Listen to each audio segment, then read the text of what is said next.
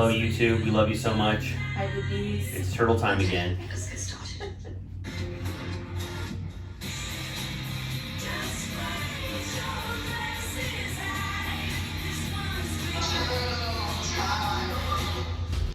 Amy.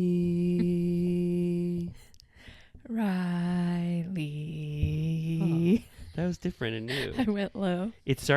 Mine is starting to sound like the Warriors chant. Oh, yeah. You know what I'm talking about? Yeah. When it's like, what is Yeah, what do they say? Warriors. Come out and play. Do they say play?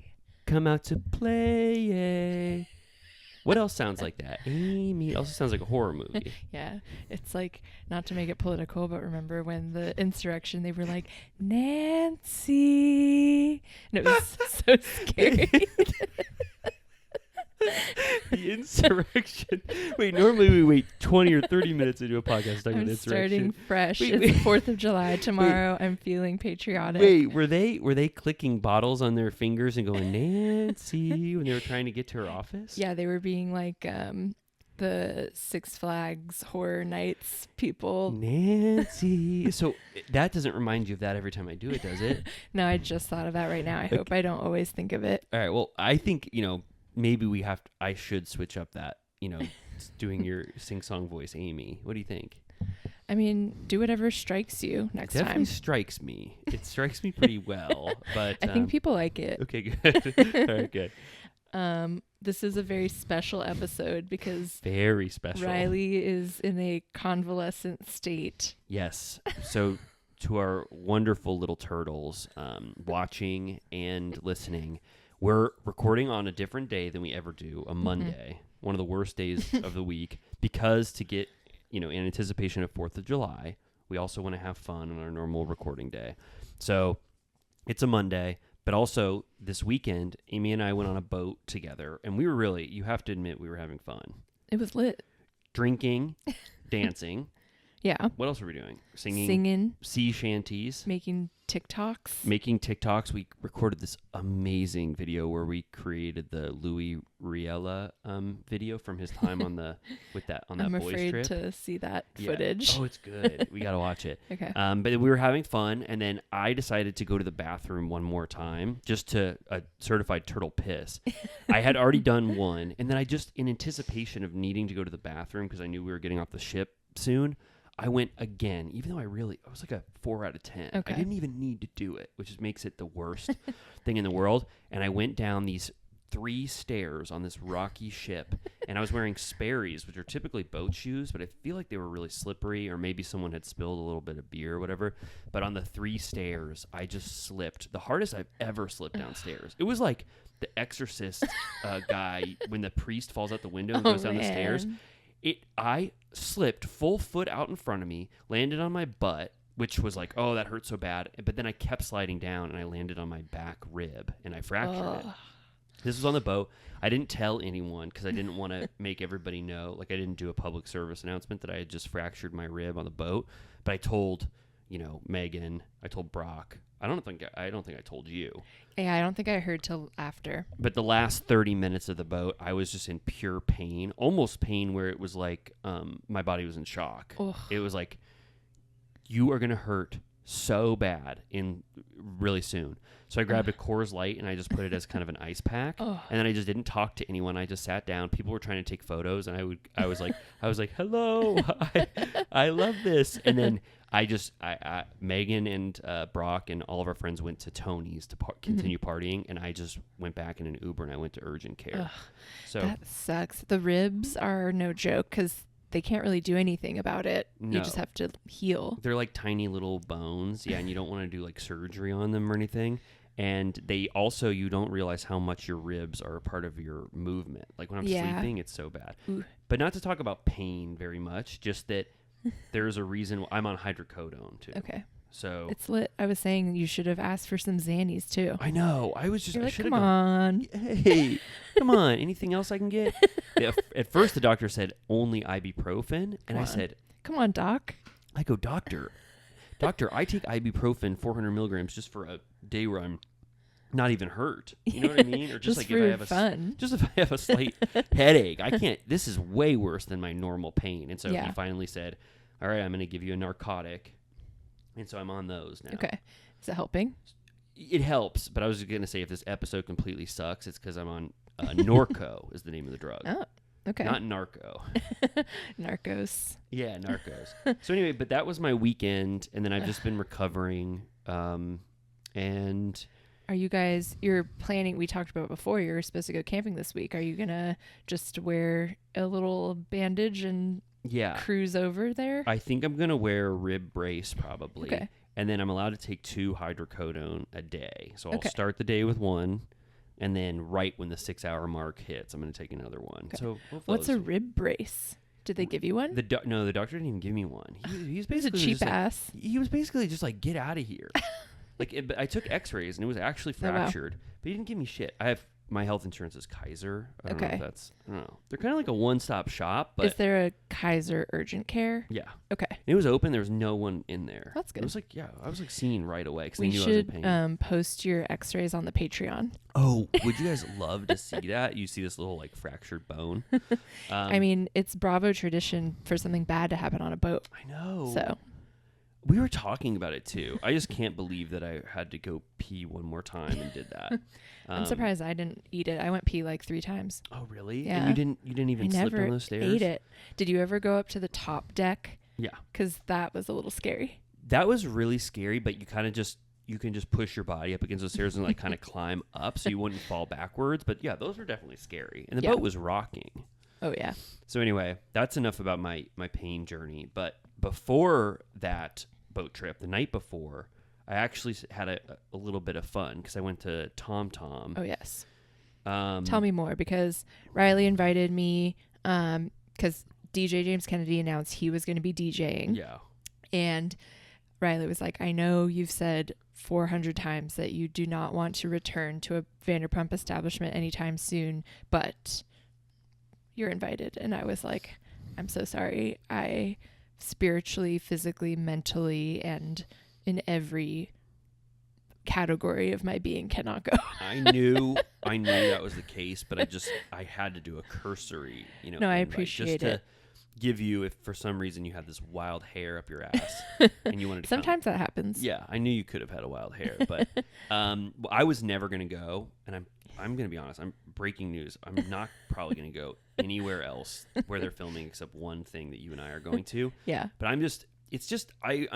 it's not fun to predict the season and see what they're all doing and like try to guess the narrative of what's going on. Like that's not my enjoyment of the show. Right. If I was watching Sopranos, not to make this comparison, and it was the height of the series, and I was watching Tony get into his car and like yell in a fight scene with Christopher, I would never want to know the spoiler alerts. Right. Like what are Christopher and Tony fighting about? What are, you know what I mean? Yeah. That's just like not my enjoyment of the show. I want to be surprised. I want to watch it when it airs. Yeah. I want to party with them, but I don't want like anything spoiled, and I'm not going to be like tracking every update of the season to see what they're doing. I feel like Bravo, they posted a photo from that night, and I feel like even they're getting ahead of it on like because they want to keep people invested. Yes. Post Scandival leading into this new season, which is probably a long ways off. Oh yeah.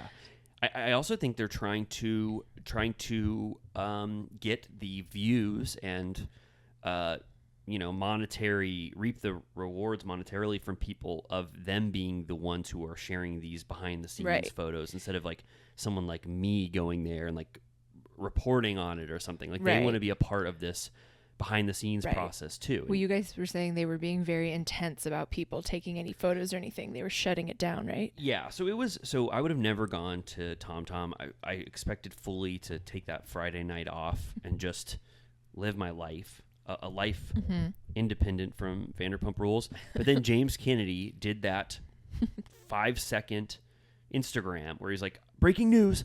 I'm going to TomTom tonight right now, and I'm performing a DJ set. Goodbye. Yeah. And then I texted it to Megan, and Megan was like, I would like to go to this. And I said, okay, if you want to go to this, I know it would be fun. Let's do it. So we got dressed to the nines, the best we've ever looked. We called up Lindsay. Yep. I tried to get you there, but you said absolutely not. We got our friend Rachel, and we went there, and I'll say it was about half as fun as the nights that we've currently been having. Okay. I think because they are filming, they were in such It's all work business. mode. Yeah. Also, the fact that James Kennedy Instagrammed that and made a horde of people come, it made TomTom completely intolerable. Mm-hmm. It was packed to the gills. You couldn't even move. Yeah. But I think the reason he did that was because he knew they were all having a scene at TomTom, like whatever narratively, they're all going to have scenes there. And he didn't want to just be performing to a crowd of 15 people or whoever would have been there on a Friday night.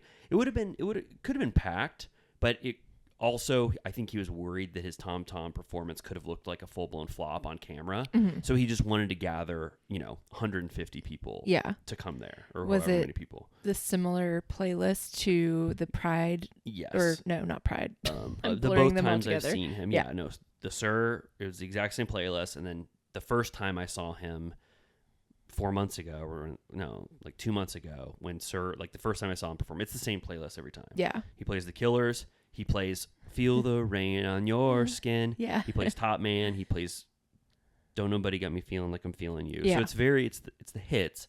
And I'm not saying that it's boring or whatever, because I'm sure it's a good new experience or whatever, but I just don't need to see James Kennedy perform anymore for a while. I think. Fair enough. I feel the same. Yeah. And I am interested in seeing the lead up of Ariana agreeing to go to TomTom again. Me too. Because like at the reunion, remember she basically said, she was borderline saying she was going to cut ties with Lisa and like, we'll never go to TomTom again. And then the very first filming location is TomTom. Yeah, exactly.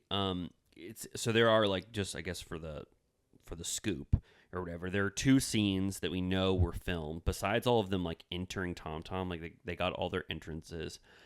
Lisa and Lala had a full-blown 30-minute sit-down. Like, we were just in the room where they were having this sit-down. Like, I don't know what the hell they were talking about. Like, Right. I guess that's just speculating. Like, what the hell are Lisa and Lala talking about? I mean, it could be anything in the world. And then we saw Schwartz and Sheena's confrontation. Mm-hmm. They had their, I think, Sheena coming to grips with what Schwartz's, implication was in all of Scandival or whatever. But then other than that, I don't know what other scenes they filmed, if Ariana's even in a scene or not, or if they're all just going to be like partying there, right. Sort of like B-roll. Yeah, it was like people dancing on tabletops and stuff. You're exactly right. On the second day of filming already, Ariana is going to a place of business with her ex-boyfriend. Right. So it's kind of interesting. Could get interesting, yeah. I also, someone I know was on the Vanderpump RHOA last week, and they posted a video of Lisa walking in, and I was like, what was going on? And she said it was Ken and Lisa having a serious conversation with Schwartz. Okay. So. Yeah. I don't know. So that's a scene. And then last night they were all at Pump, and Pump officially closed. Right. Today, I think Pump is closed, July 3rd. Wow. So, yeah, they were all filming. They all said their goodbyes. Lisa had a speech. Okay. Saying Pump has left the building or something. Long live Pump. I don't know. I saw like a little clip of it. Time for the Treehouse restaurant. I know. I know. I almost like. I guess I don't wish we were there, obviously, because it's just we're at our wits' end. But I do want to let them know what we have planned for that space. Yeah. It's going to be good for them. Should we send some merch to Villa Rosa? Yes, for sure. Do you know their address? I'm sure we could find that out pretty easily. Okay.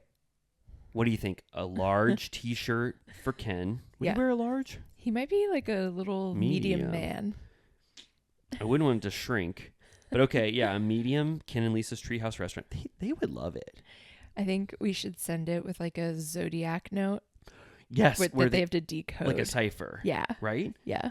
Let's make the cipher kind of easy, though. Okay. Where it's like a child's menu at a restaurant. That's one of the little challenges on it. How about if it's just the alphabet backwards? So where Z means A, okay. Y means B. Do you know what that I'm sounds talking hard to me. But let's give them that cipher if too. there's a key. Yeah, let's give them X, This is easy. It's going to say X equals Z, and then it's going to say opposite letters attract, and then the letter will be written Z X. You know what I'm talking about? And then Ken will solve that thing within 10 minutes. Okay. Get Max and Pandy to help out. Rocio. And then he will Rocio, yeah. And then once Ken solves it, Lisa will sort of, I think, appreciate our craftiness. Does she like sort of like ciphers and codes? I could see her doing like a Sudoku. How do you say it? Sudoku. Yeah. You think she's still in her Sudoku era? It feels like that sort of passed on. Did she do it? Yeah. She did? Sudoku freak. She said that? No, I'm just kidding. That'd be so funny. Lisa and Sudoku. I believed you. I don't know if she plays any games. Couldn't you see them doing the crossword in the garden? Totally. You think she has a crossword? Yeah, she is sort of a crafty like wordsmith. with wearing her little bedazzled peeper glasses. Oh my gosh. But she never talks about it. The New York Times crossword puzzle? Maybe. I think she's like Yolanda. She likes to have fun, but she doesn't play games. Right? That's a good one. Yeah. Oh, that tagline? It's also fun how Yolanda said it. How did she say it? She goes, I like to have fun, but I don't play games. And she gets really serious. Like, because Yolanda didn't take any shit. No. She actually was a good, I don't know. Neutral. Yeah, neutral like force. she kept people to their word. Yeah, she was She'd serious. Be like, say it to their face then. Yeah. or why are you being mean like that, or whatever. She was great on Beverly Hills. They needed her there to keep it in check. But I think you're right. I mean, we send the Ken and Lisa's Treehouse Restaurant shirt to them. That'll get the idea in their head that we are taking over the space. Yeah. And but in the TomTom story, it just wasn't. I don't think it was fun to be witnessing the show actually being filmed. Mm-hmm. I'd rather party with them like at James's pool party or like some actual event where they can have fun, because they were in full-blown work mode. They're like, we're here to have scenes. We're being performative on purpose because we know that we're just surrounded by fans. Right. Also, it does take away from the reality aspect a little bit when you watch them like sit down, perform a scene, stand up, and then like re-sit down to get like a different angle. Yeah. It's just like, I don't want to see how the sausage is made like that. Yeah. And the crowd is going like, go Ari, go Ari, go Ari. And I'm like, what reality is this? You know what I mean? Ari, go Ari. Yeah. And then they're standing up like, it's really meta or fourth wall breaking. Like Lala is having a sit down with Lisa, and Feeling You by Lala and James is playing in the background while she's having a conversation. Right. And they're like singing to the Uber One Eats song and stuff. It's like there's just too much meta stuff going on here. Yeah. Also, I don't like that now in contemporary Housewives and Vanderpump now, any scene they have in public, if you just look in the background for 1 second, every single person is looking at them and filming them. Right. It's just like they can't go anywhere where it's just a normal. It's like the Sex and the City movie when like in the background there's just hordes of fans watching. Oh, and can you see it? Yeah. If you look far back enough, they locked up as far as they could, but if you look to the back. And then that scene where she like throws the flowers at Big, that like was spoiled. Yeah, they pretended that it was a dream sequence. They tried to say that, and I chose to believe them. I think they maybe even filmed some fake out stuff. Yeah, to confuse people. Does she have a lot of dreams in that show? No. Yeah, see. So like, but anyway, I mean, they had to do that. They had to say that. Yeah. They kept Big's death kind of a good secret. Yeah. Was it a total shock? I'm trying to remember. I thought it was. It was, right? I knew he was going to die because I don't watch Sex and the City that much, but the way they had their final conversation be really sentimental and sweet, and he was like, my heart hurts, but I'm going to really go nuts on this exercise bike while you're gone. They like really they made all of their scenes too sentimental to where it did feel like something big was coming. Yeah, something big. Oh, what? Because his name is Big. His real name is John. Yeah. And what's his last name? John Preston. Oh, okay. But they kept that a secret the entire time. Yeah, they reveal on the finale. I thought the Sex and the City movie 1 was good. The first one. It's really good. Felt up to par with the quality that I had come to expect. Yeah, because it was filmed so shortly after the end of the show that it was essentially just an additional season all combined. Yeah. It was good. It had that Sex and the City feel. Well, I wanted to say one thing we didn't talk about last week that I completely forgot to talk about is that confirmed Vanderpump Rules spinoff that we didn't even mention. Yeah, we were, I guess, just overwhelmed with everything we had to talk about that we didn't talk about this huge news item. Were we having too much fun last week? I guess so. I mean, we went 3 hours. What were we talking about? That IMDb Drugs. stuff? And now I'm Little did you know. Now I'm on drugs. Yeah. We were talking. Yeah, you're right. We were talking about drugs. The DEA minute. Yeah, that was good. I don't know. We were rambling. But okay, so is there a title confirmed, or it's just a Valley spinoff? I keep saying it's gonna be called Jax and Brittany take Sherman Oaks. Oaks, because I think they are okay. My theory is that they're actively trying to get as many former cast members as they can. So I know they're trying to get Stassi and Bo. Right. I know they're trying to get Kristen. Kristen's going to agree to it. But I feel like if it's just Jax and Brittany, I mean, okay, so say it's just Jax, Brittany, and Kristen. I feel like right now they're circling the wagons. They're trying to get everybody they can. And so they're not like locking anything in. And the title will be dependent on who the cast is. Yeah. But if it's just Jax and Brittany and Kristen, what the hell is going to happen?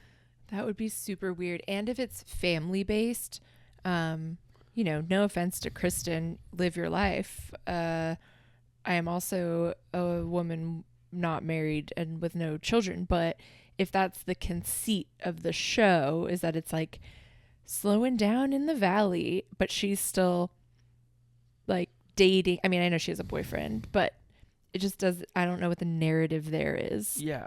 Right. I assume what they would want is for Jax and Brittany, Stassi and Bo, like raising kids in a post Vanderpump world and trying to escape that narrative. Yeah. Yeah. So it really is dependent, I think, on the cast they can get. I don't think Stassi and Bo will come back to a show that's geared around Jax and Brittany unless they had equal billing and it was more like, but it's so silly to me to have a spinoff that's just the fired cast from Vanderpump Rules. Just basically it's like admitting they made a mistake, letting them all go, and then just like creating a full show around them instead of just bringing that talent back to Vanderpump Rules. Right. Yeah. I mean, when Stassi on one of the various podcasts was saying that it sounds like she would never go back to Vanderpump Rules, but she did say she was interested in some iteration that wasn't as toxic or whatever.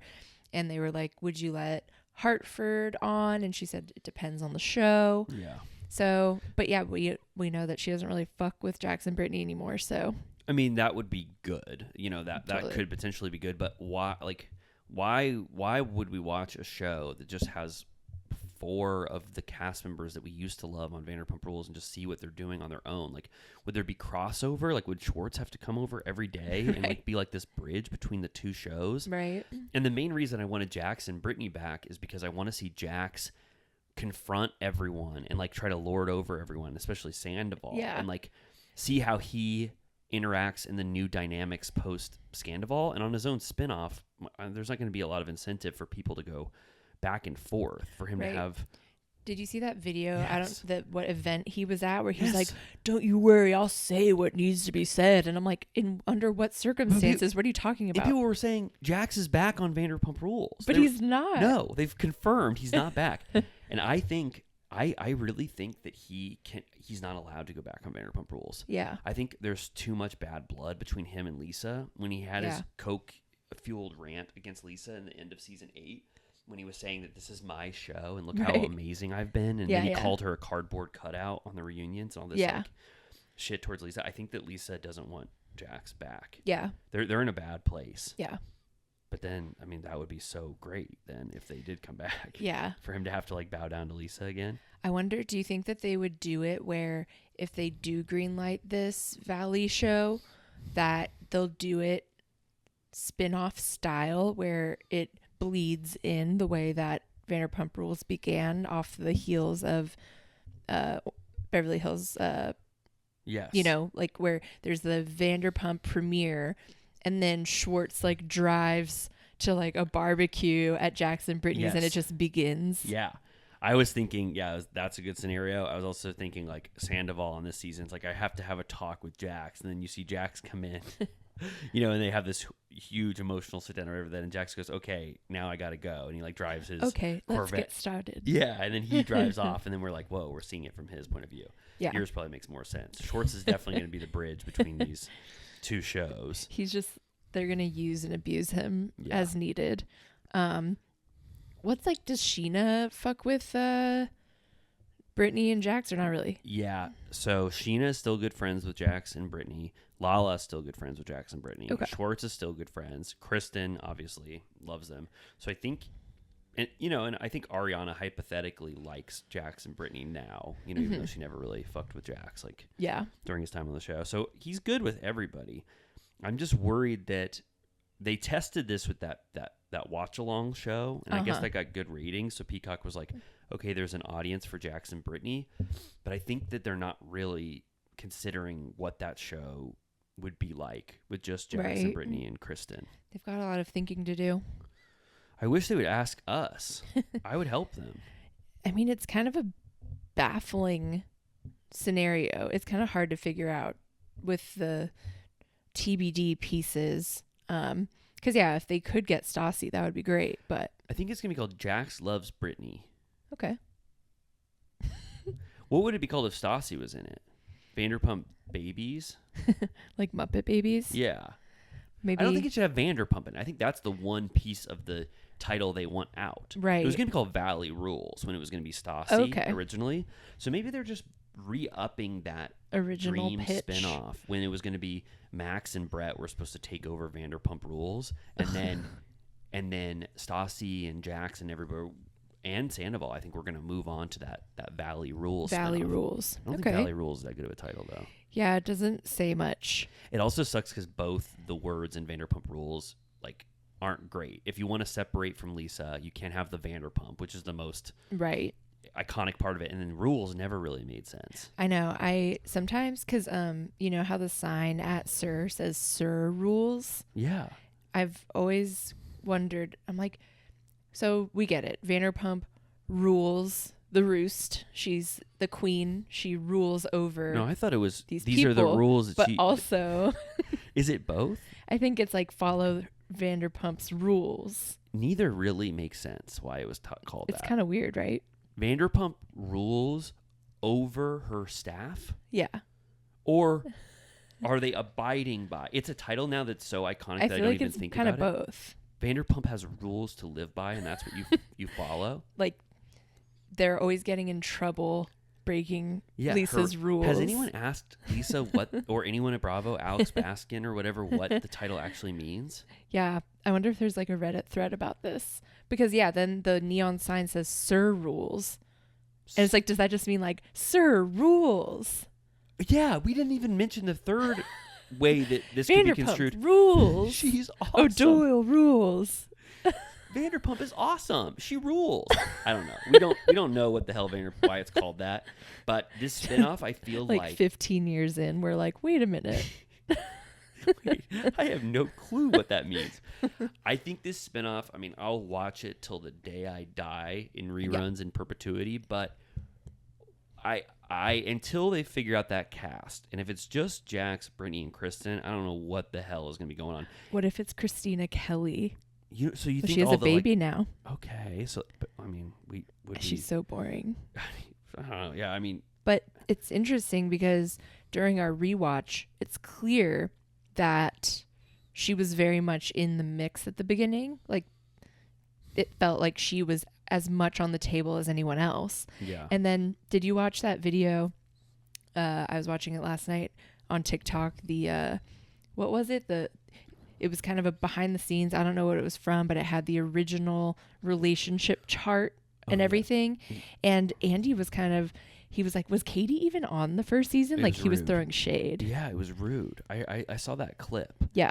How was Christina Kelly tied in? She wasn't really mentioned in that actually, so maybe I'm wrong. But watching it, you feel like she had as much of a chance as anyone, similar to Peter. Yeah. You know what I mean? Oh, totally. Like she could have been a cast member. Like she was as much of Stassi's sidekick as anyone. Yeah. When we were watching season 2, it's like they gave Christina Kelly a lot of opportunity to like shine. She just chose, not to shine as much as some of the other cast members. Yeah. But really shining just means... She at least used to be bitchy. Yeah. Now she's like nothing. Yeah. Remember she apologized to Sheena about how she acted when she was at her wedding? Do you remember that? So I guess to put a pin in this Vanderpump spinoff talk, I'm worried about it. I don't think it makes much sense. And also I feel like they would be trying to draw from the Vanderpump well as often as they could to where by the 3rd or 4th episode, Jax is going to be like, hey, Lala, do you want to hang out, please? Like, we're having a house party. Yeah. Like, they're going to try to get so much runoff from Vanderpump because the show itself, I don't think will have much legs to exist on its own. What if it's a spin-off with Conover and Catania trying to help Jax get his money back from Randall? Okay. The answer is yes. First of all, if I had a stamp that said green light and I was a Bravo executive, I would say yes. But so this would be Jax and Brittany are just clients. Jax is a client of the spinoff that we already created. And they could Conover hire and Catania. Bo Dietl to get dirt on Rand to blackmail him to give back the $75K. So is this is in addition to the Vanderpump Rules spinoff, or this is probably what they should do? That's the Scrap plot it? line.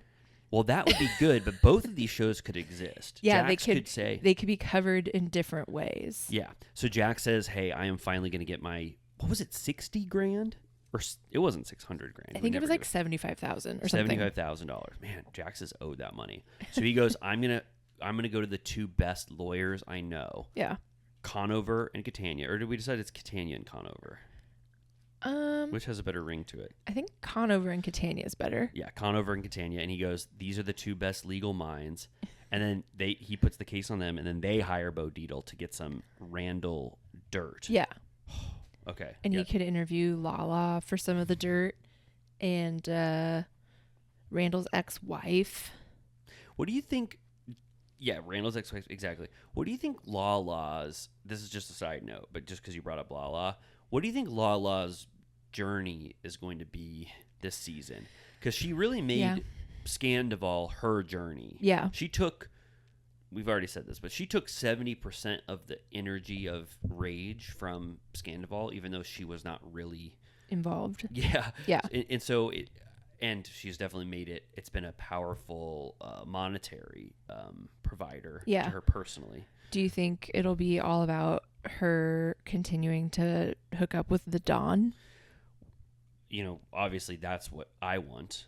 I have not heard if she's still in a relationship with the Don or not, but I'm just wondering if Lala is like, because now she even has like Scandival will have this whole season is going to be obviously the runoff from Scandival, right? But I'm wondering like what Lala's position is going to be post Scandival, because it's like how can she make that a storyline anymore? Right. It's not like, at least Katie and Ariana have something about her that's their thing that they're doing now. Yeah. And then Schwartz is directly affected by the aftermath. Oh yes, I mean Schwartz has a lot to do. Lala, yeah, is it just family? That's kind of just her thing. Yeah, I guess so. And her Randall stuff got so overshadowed by Scandival. That's true. She wasn't even allowed to show us anything that happened. Do you think she's still not allowed to? I don't know. It's possible. Yeah. Yeah, it'll be interesting to see. But I think she'll be protected by her and Sheena's bond. Yeah. Keeps her in the mix even more. And her dynamic with Brock and Sheena is pretty great. Yeah. Yeah. I don't even know what season 11 is like going to be like. I know. Obviously all they're going to be talking about is Scandival. And then, we didn't even mention, but Sandoval is a week late to filming because he's on a Fox show called The World's Toughest Men in the World.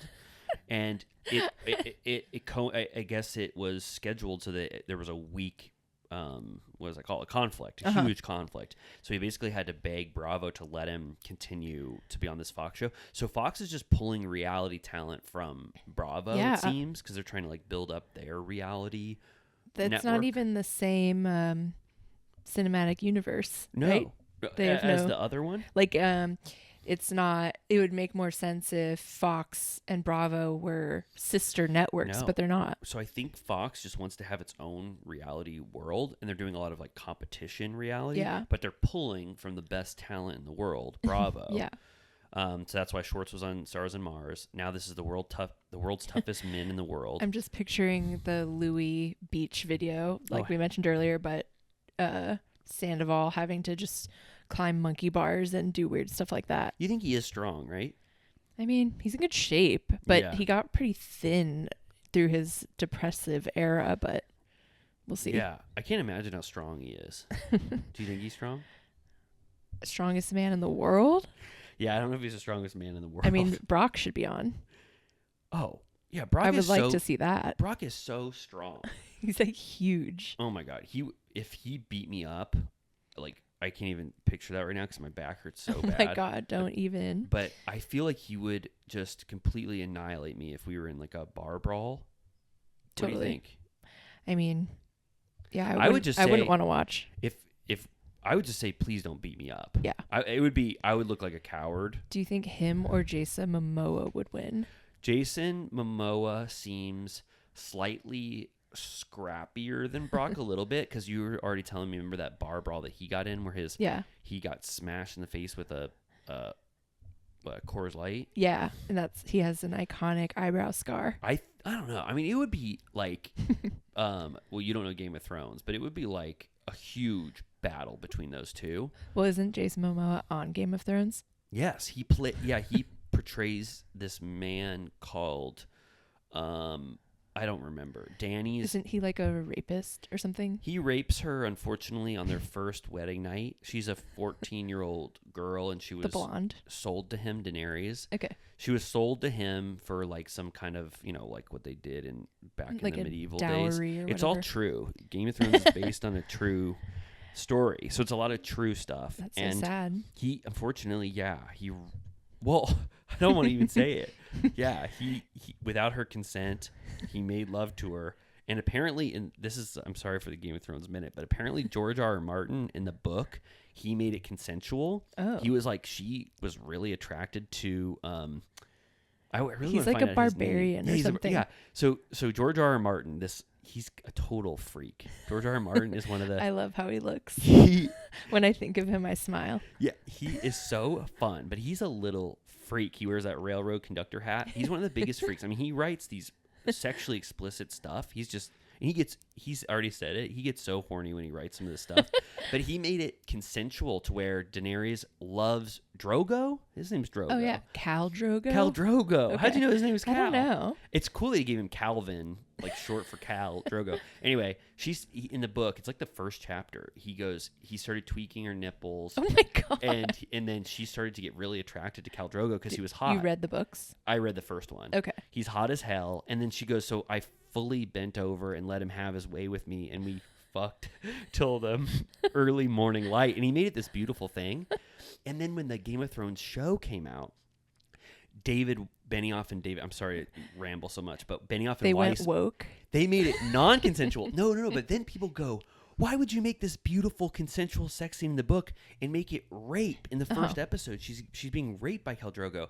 And Benioff and Weiss in this book I read, they were like, hey, sorry to make you guys think about this or whatever, but in no way in the world were we going to show a scene where a 14-year-old girl gets slowed off or sold to this man, and then on their Is first into night she has beautiful, She's like, you know passionate living. They I'm thought down. their view was actually more realistic. Right. Which it Certainly. was, but people criticize them of being like, oh, sex torture, you're making this like, you're trying to add rape for salaciousness. And they're like, no, we're trying to be more accurate with how this probably was.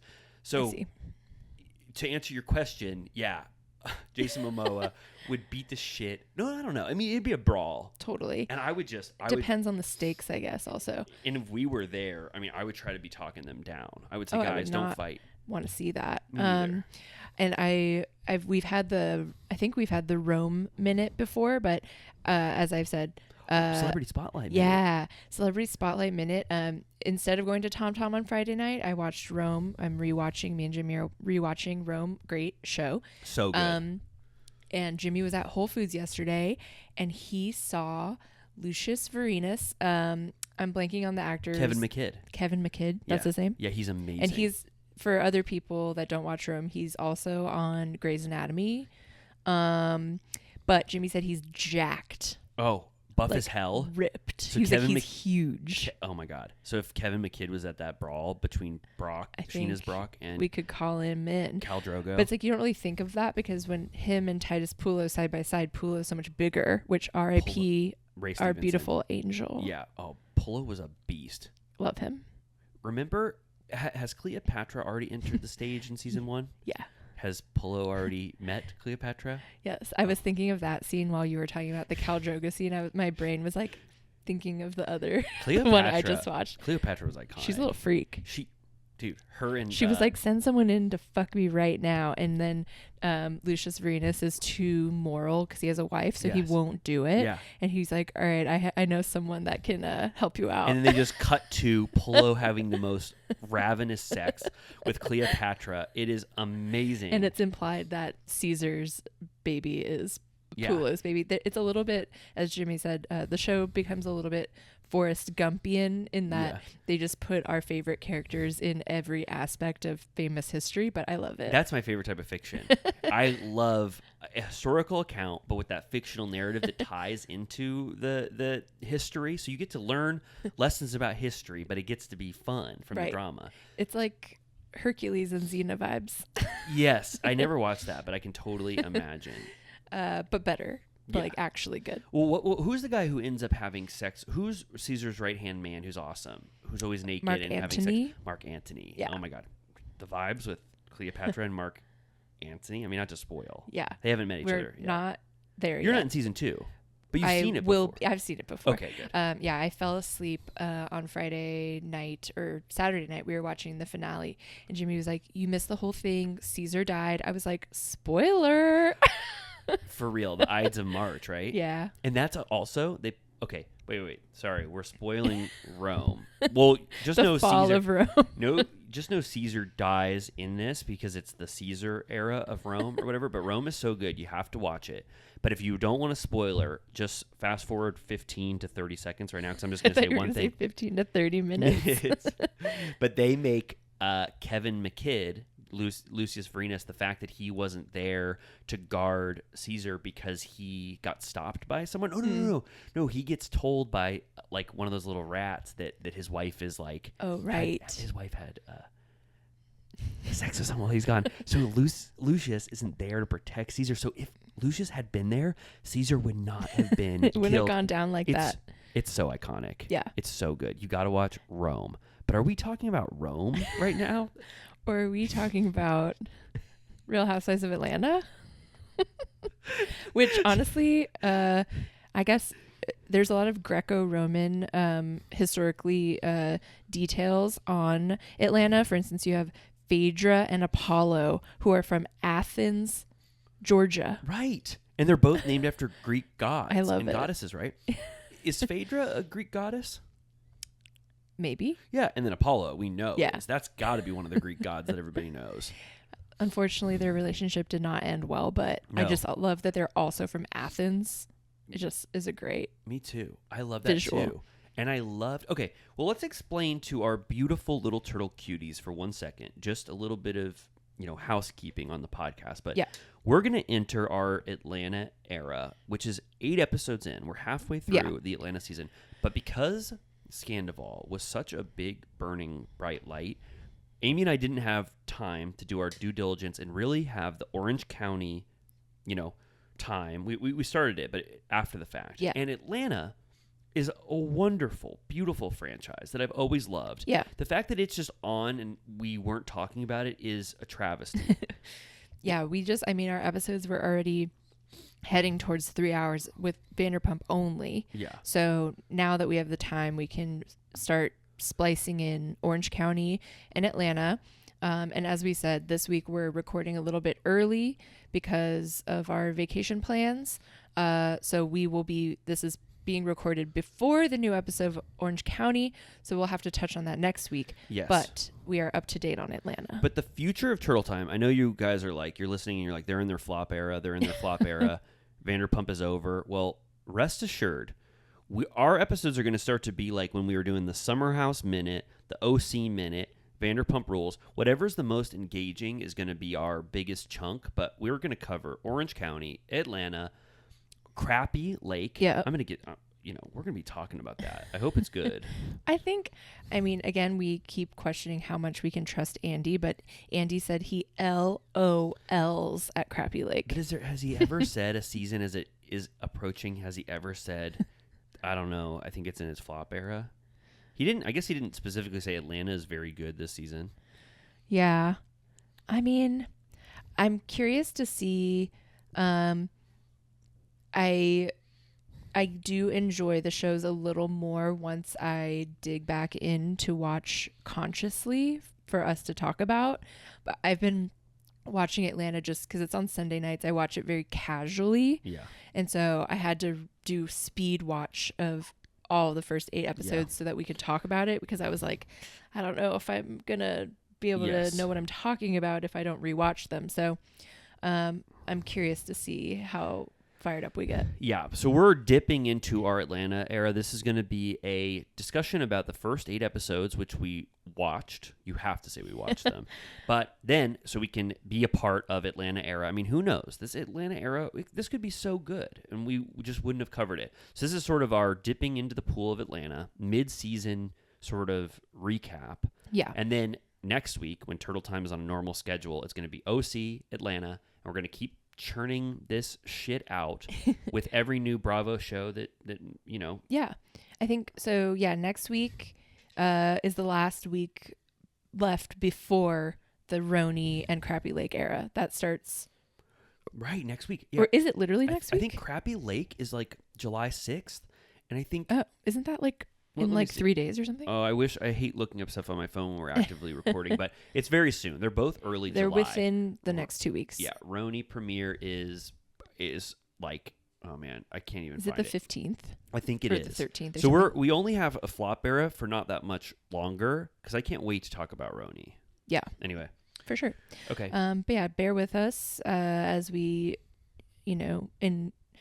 venture onto these new topics, but we will continue on the Vanderpump gossip as we can. Yeah, Vanderpump is just always going to be a little thread that we pull, anytime we get new updates. Do you think we gave enough Vanderpump Rules shit up front to then transition towards Atlanta? I think so. Okay. Should we do an ad break before we go into the Atlanta Minute? Yeah. Are you going to go to the bathroom? Yes. Oh. All right.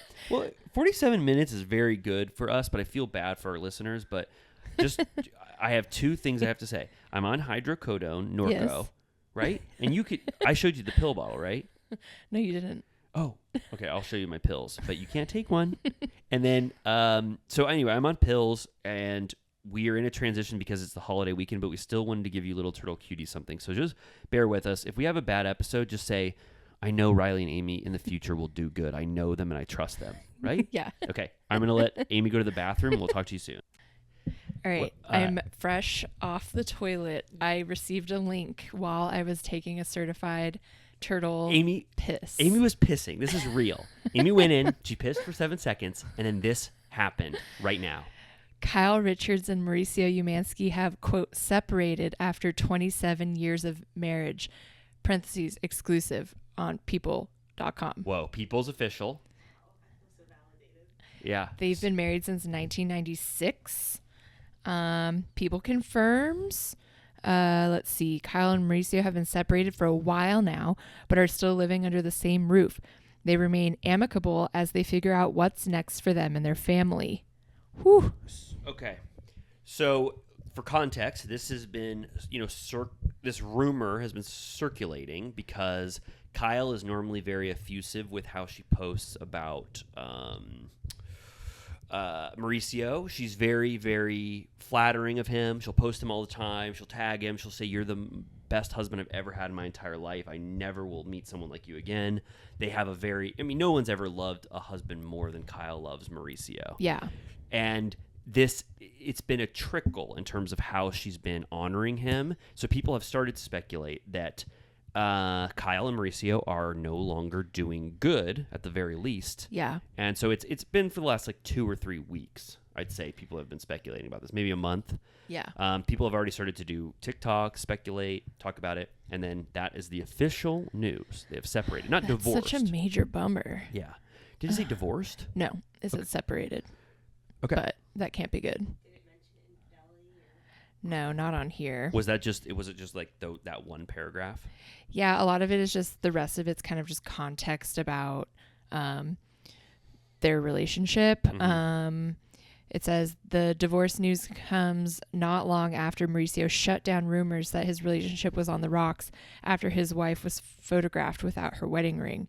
Quote, "We're not getting divorced," Umansky insisted on an early April episode of Teddy Mellencamp's and Tamara Judge's podcast, Two T's in a Pod. Whoa.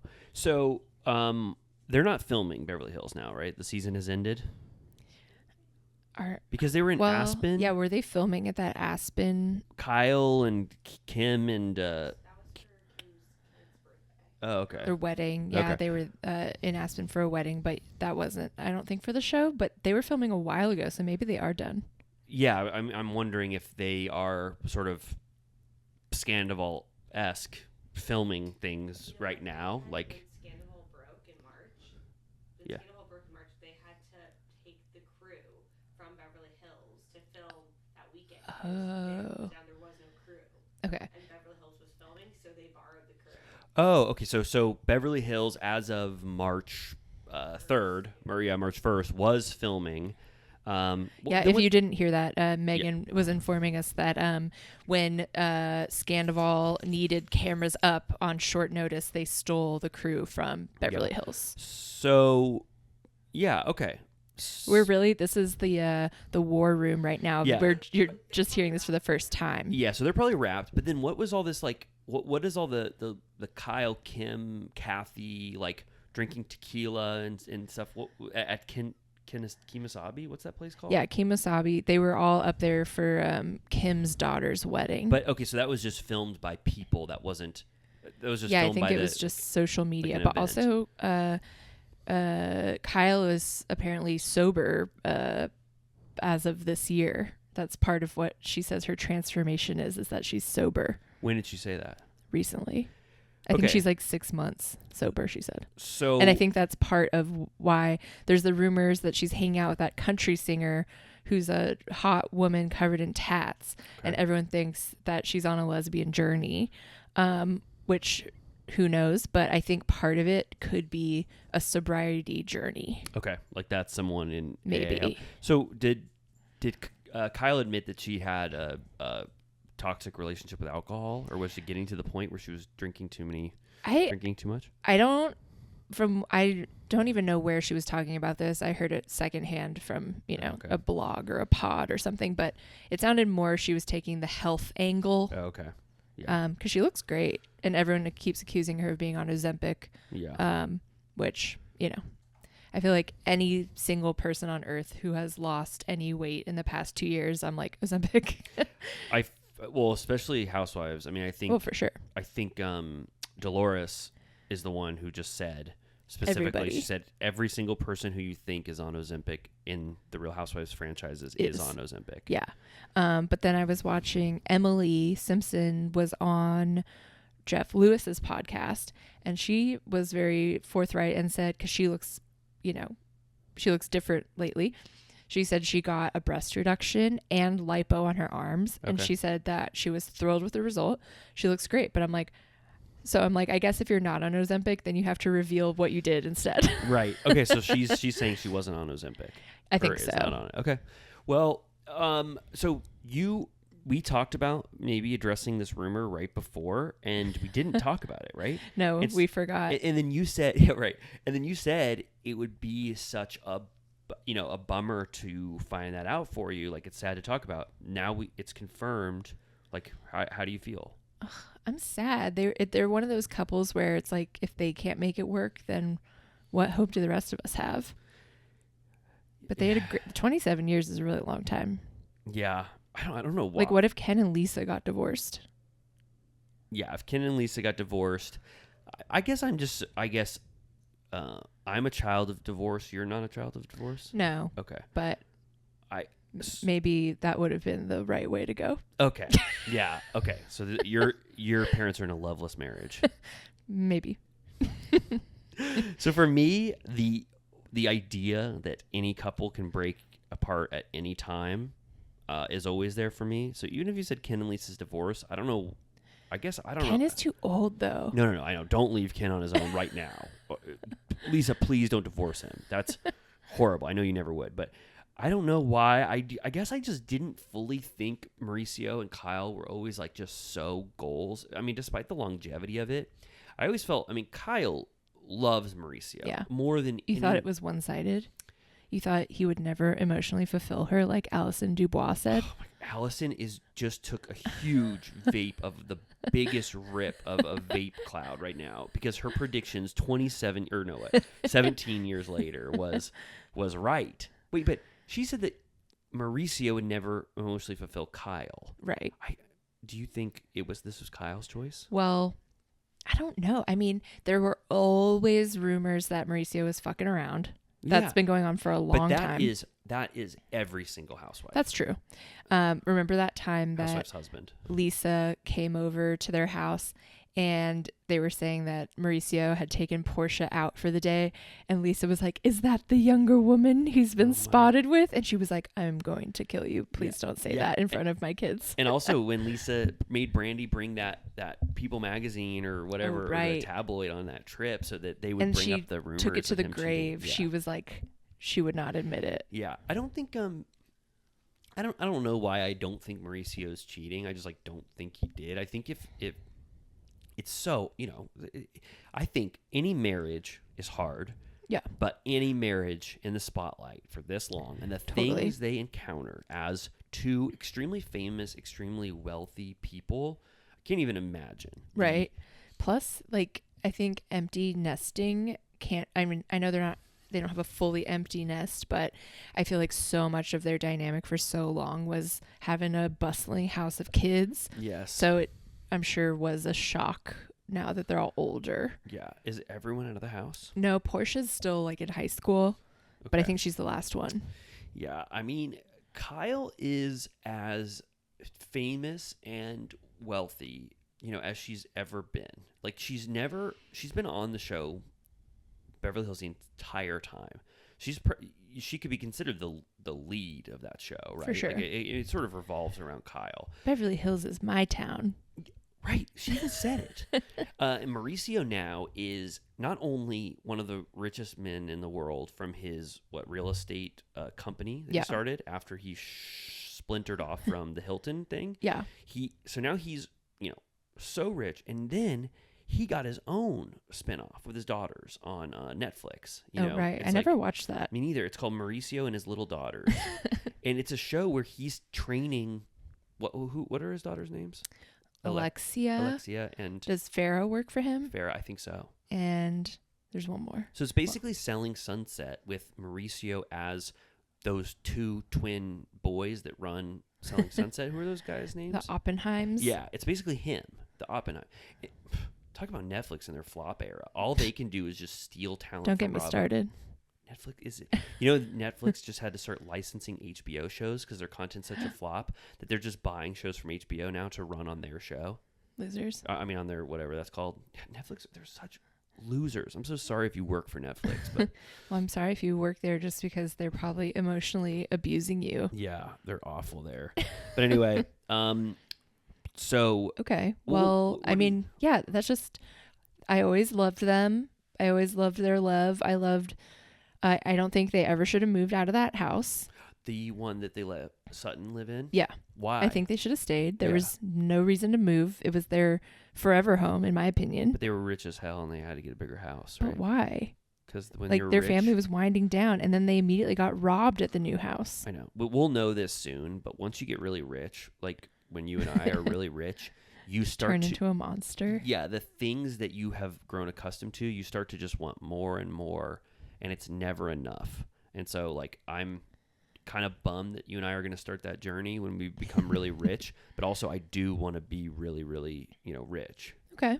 You don't? Well, I'm scared of this warning of us becoming I know. craven. I know. We are going to become, I don't know, you just have to keep it in check a little bit. But you are going to want more and more.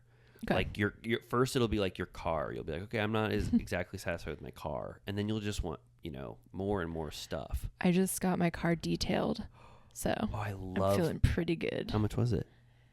Well, the thing is, I splurged because I got the headlights restored because they were yellow. Mhm. You know how that happens? The plastic gets nasty.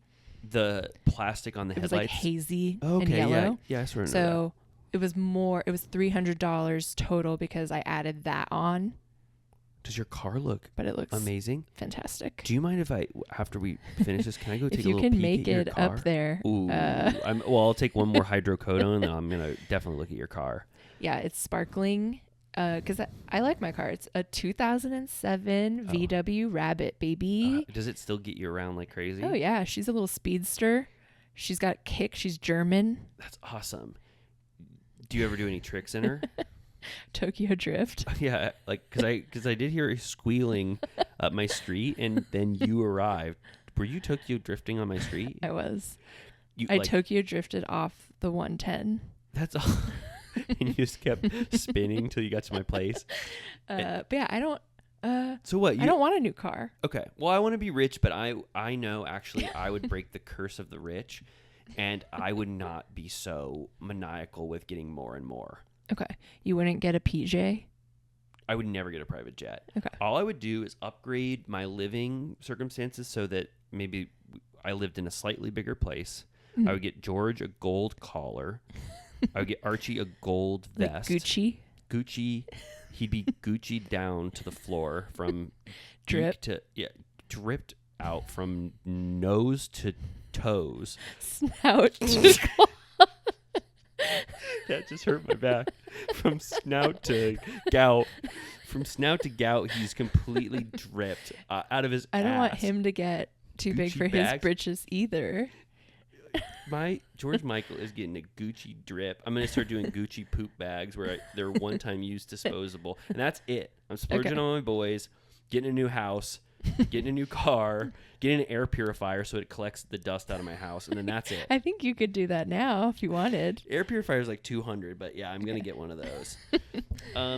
But yeah. So what is this? This is an end of an era. 27 years. Definitely. Do you think that Lisa's going to text her? Yeah. You do? Yeah. She's gonna say, "Hi, Kyle." Not goodbye, Kyle? Yes, as a sort of to comment on the most quotable line that Ken ever said.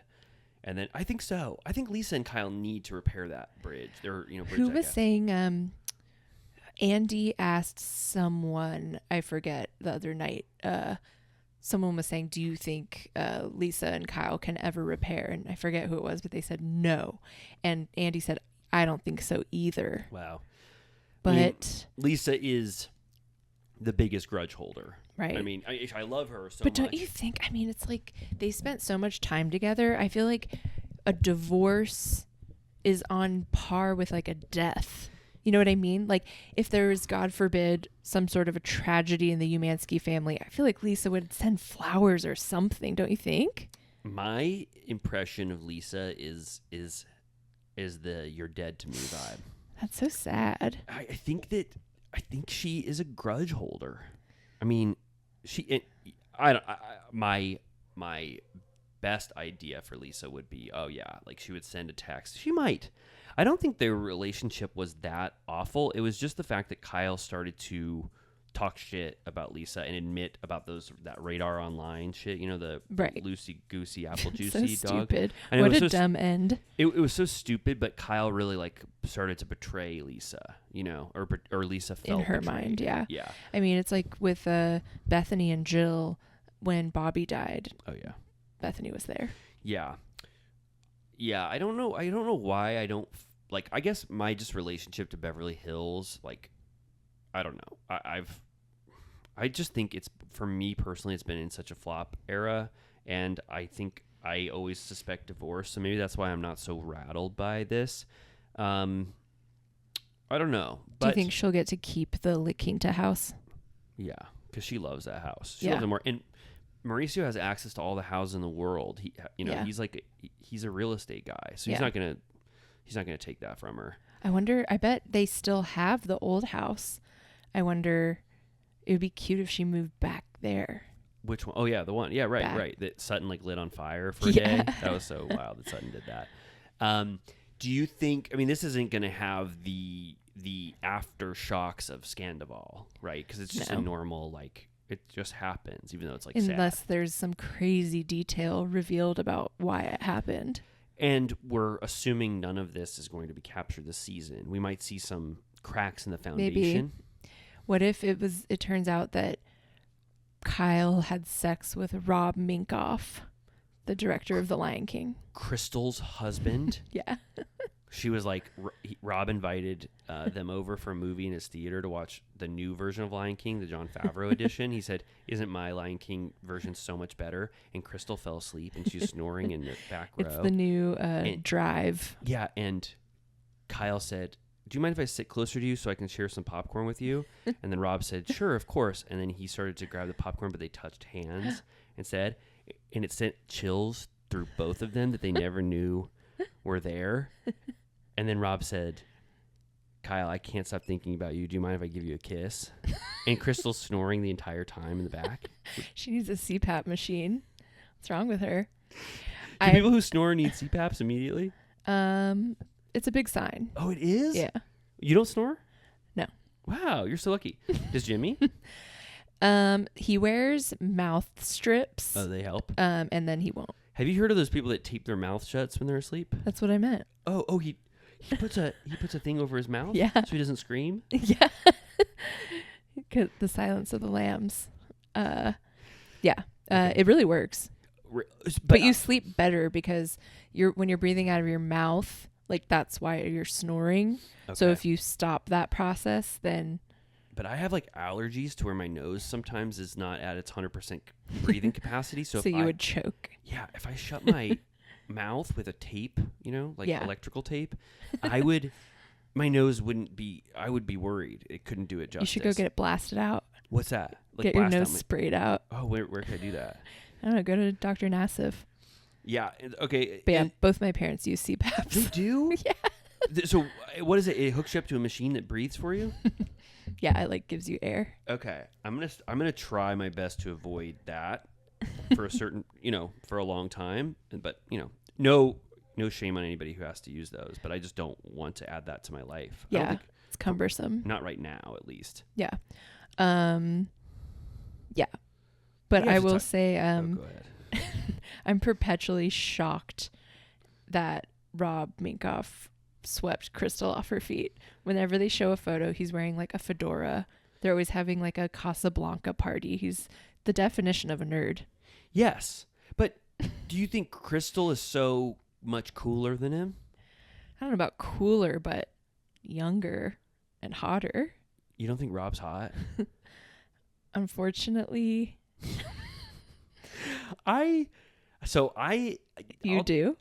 I think Rob is hot as hell. I mean, he's rich. If you're talking about house husbands on Beverly Hills, he's hotter than PK. He's hotter than who else is on there? He's hotter than Tom Girardi to me. Yeah. I just don't like how no Tom Girardi. orphans or widows. Who? No orphans or widows in Minkoff's closet. Oh, right. And then Harry Kathy- Hamlin. Oh, Harry's hot as hell. Do you think Harry's hotter than Mauricio, or do you think Mauricio still gets that crown? I think Mauricio's hotter. I love Harry Hamlin, but he is sort of having that aging process that a lot of men have, similar to Paul McCartney or other men, where they start to look like older lesbians. Okay. Yeah, and so I guess describe what you mean. Like a feminine quality. So Harry's starting to look like feathered that? hair with the glasses, and I feel like he wears a scarf. Do you think it's when you try to retain elements of your youth and you continue it past a certain point? Is that what it is? Yeah, plus probably waning testosterone. So do you think Paul McCartney looks currently now like an older lesbian? Yes. Okay. And Also, Dana Carvey kind of looks like that too. Okay. Yeah. All right. Well, so I guess for the listener, just picture those two people. and let us know if you agree that that's what they look like. They're always wearing like a leather jacket, like a fashion jacket. Yeah, it is sort of like retaining elements of your like when you thought you looked the best, and for sometimes it's like longer hair and like some stuff. Ringo Starr doesn't look like that. No, he kept the beard. He still dyes his hair, I think. Definitely. Right? Yeah. Because there's no way that man still has dark brown, a beard and. Does he have an earring? Yeah, of course. It's Ringo goddamn Starr. All right. Well, all right. Let's say, I mean, basically, you know, Atlanta's, it's okay. Well, let's end this episode. No, I'm just kidding. Well, let's just talk about general thoughts of Atlanta, right? Yeah. And I'm going to take a hydrocodone. Well, actually, I'll wait till after this is over. Okay. But, yeah. Okay. So, okay, I'll ask you first, getting into our Atlanta era. We've never talked about it, ever. Not even off mic. What are your thoughts about Real Housewives of Atlanta overall? Like, period. I mean, I love it. I think it's definitely one of the strongest cities. I think it's also historically been the highest rated. Yes. Overall. Yes. But yeah, it's one of the OGs. Mm-hmm. It's given us so many stars. Obviously, Nene was one of the biggest Housewives breakouts we've ever had. Yes. Like a shooting star to the moon. Yeah, she's so funny. Although I feel like it got a little toxic towards the end, but historically she's so funny. Yes. I love it. I rewatched it during COVID, basically all the way through. And it's very strong. Yes. Like percentage wise, it stays strong for a very long time. Yeah. I fully agree with everything you said. After Real Housewives of New York, I think Atlanta is my second favorite Housewives franchise. Okay. I think it has been consistently good for almost as long as RHOA, where it's like 10 perfect seasons. Yeah. Which is long for a Housewives franchise. Yeah. To me, Beverly Hills got in its flop era after like season 6 or whatever. Mm-hmm. OC has some real low lows and high highs. It's not as consistently good. Yeah. It's like a solid B minus the entire way with some A thrown in there.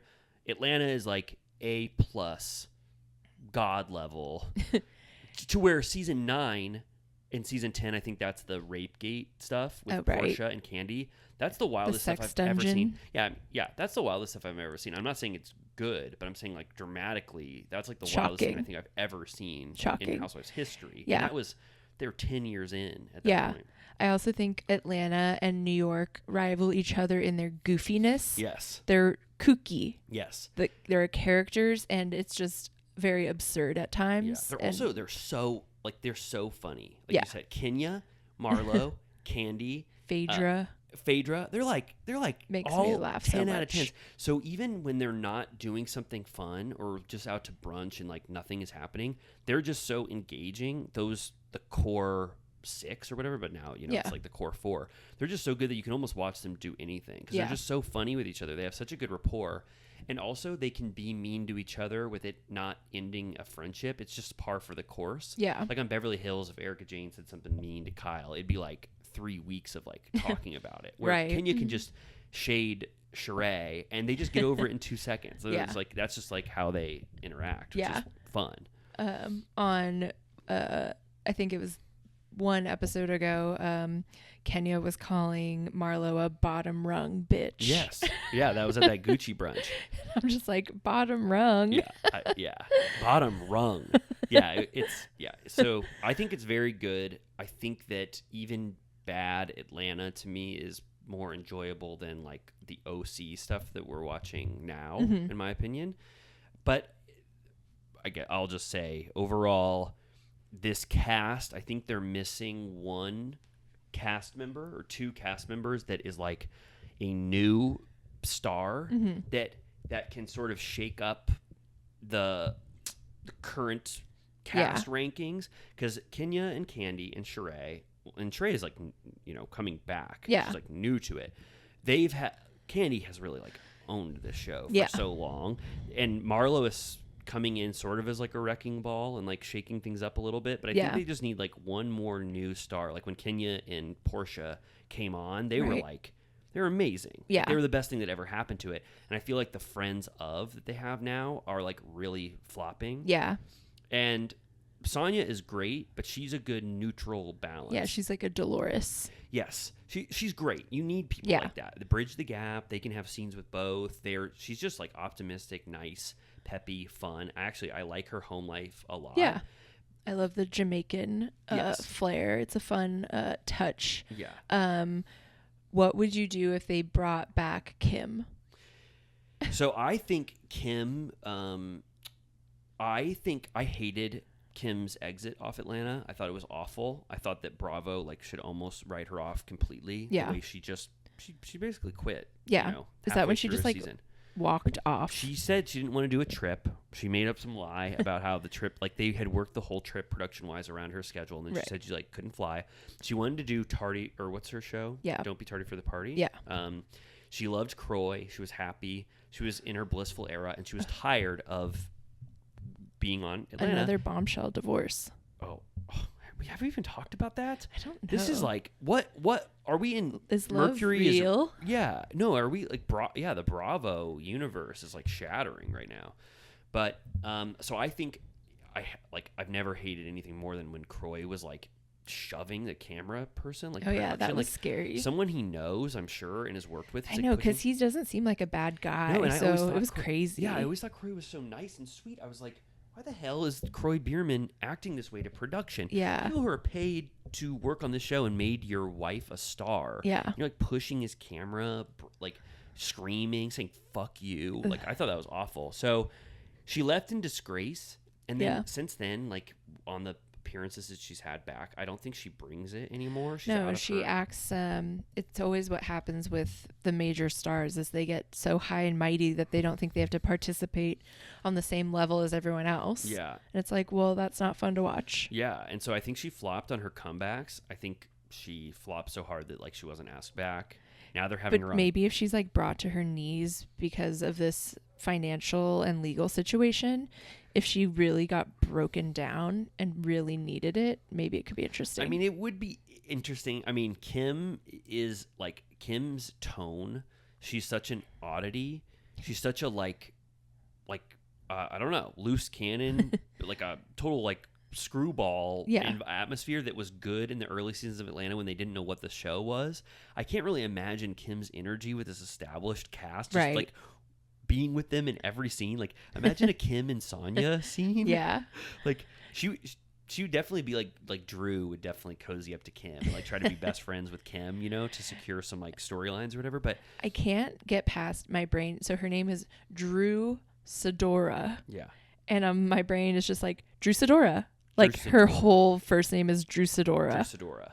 Yeah. So I guess to answer your question, I think Kim could possibly be good, but she is such a relic of an older, early time. It'd be like if Alex McCord was cast on, well, Roni's not a good example, but imagine who was an early season 2 person on Beverly Hills that would just seem, well, I guess I keep using Roni. It'd be if Jill came back. Yeah. Jill is just of a time, and I don't think her energy would work well in a new Housewives environment. And they were fired for a reason. I mean, I guess Kim wasn't. Yeah. But, wasn't there a sneak peek that she is going to be, they're having some sort of a reunion lunch on the next week's episode with all the season 1 OGs Lisa Wu. Yeah. But why are they doing that? I don't know. That's why it makes me feel like they want a little taste to see, Yeah. It's Lisa Wu, Deshawn. Yeah. Who was a 1-season wonder, I believe, I think so. Correct.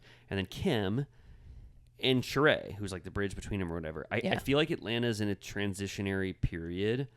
I like this cast, but they are missing one element, or maybe 2 people to sort of just shake things up and make it just slightly more fun, because it's sort of running on fumes a little bit, even though I like everything I see. Yeah. Marlo is a one-woman wrecking ball right now. She's really taking the brunt of all of the drama. Yeah. Marlo's an interesting figure. I can never quite make up my opinion of her. Yeah. I have good feelings towards her, and a lot of the time when the drama goes against her, I feel bad because I feel like she's messy almost against her own will. Yeah. Like, Like she she just can't help herself, but it Yeah. doesn't feel particularly vicious, Right. you know? And everyone, this, you know, in the past 2 newest episodes, it's come up where she's not allowed to say anything without everyone being like, well, you're the one that slashed that woman and went to jail or whatever. And it's kind of sad Yeah. that always comes up. Yeah. I guess. I mean, I think. I just feel like she's had a really hard life. Sure. Yeah, for sure. Yes. Yeah. I personally love Marlo. I think she's so funny. I am so glad she's a cast member. I don't know if she's the second coming of like someone who could be responsible for like ushering an amazing new era of Atlanta. Well, yeah, just because she finally got a peach, she's not new. Yeah, she's not been new. around She's forever. But I love her. But I feel like she is making it her mission this season to take Candy down. Mm-hmm. And so Candy versus Marlo, in this current, you know, storyline that's happening, I think that Marlo, the thing she said about Candy and the implication that Candy was somehow should be taken to task for this shooting of Marlo's nephew. I think knowing Candy, obviously that's going to be a deal breaker to where almost like Candy will probably never film with you again. Yeah. Also, I don't know if it was the right approach to take, and I don't know if it was fully dramatically warranted. I don't know if Marlo it's actually like was outdated. Yeah. Well, that's the weird thing. I didn't realize that this had happened so long ago until they did that recap. They did the starting in 2011 through now, which really clarified, because I thought it was recently. That was actually so great that they did that recap to see their whole history. Because it turns out that they did already talk about it, and Candy actually was sweet and compassionate about it when they had that very first conversation. So I was like, because without seeing that clip, you are kind of like, Candy is being cold, like what's going on? But then you realize it was 3 years ago. Yes, totally. So there's that. There's also the text messages Candy read where Marlo said, this happened, blah, blah, blah. Candy goes, I'm so sorry that happened. And then 2 days later, Marlo goes, hey, are you going to come to my event? She blah, said, blah, blah. Join Cameo, use my link. Oh, yeah, it's even worse. I was trying to give Marlo credit. Yeah, join Cameo. Okay, I'm so glad you remembered. Yeah. So it's like, okay. And then she says that she got triggered by this new shooting, and that's why she's bringing this up. Right. But that's just knowing how Housewives drama works. That does seem a very convenient link to try to bring this back. Right. Well, then also, why did Drew bring it up? But then there was the semantics of calling it an incident versus calling it a shooting, which Drew could have just been like, yeah, I don't know, I just called it an incident, whatever. But then she tried to bring it. She's like, in our community, we don't say the word shooting, and everyone's like, what the fuck are you talking about? Like, not true. Like saying the word shooting ushers in an era of shooting completely. Like, she just didn't want to say the word shooting because she didn't know how Candy would receive that. But that definitely needed to be talked about this season, that Candy's cousin was shot outside of Blaze Steakhouse. Right. Like, that was pretty wild. I was getting confused because there was the Blaze thing, but then the other Marlo's nephew worked at OLG. But that shooting wasn't at OLG. Right, it was in the apartment. Chef, and I think it was like COVID, so he wasn't working there. Yeah. But Marlo feels like he should be treated like a current employee. I did feel like the show, like the editing, held up both sides, where they weren't really throwing either of them under the bus, because they showed when Marlo was like, you've met him, there are photos of you guys at a holiday party. They showed all the photos, so you're like, she knew him, or she'd met him at least.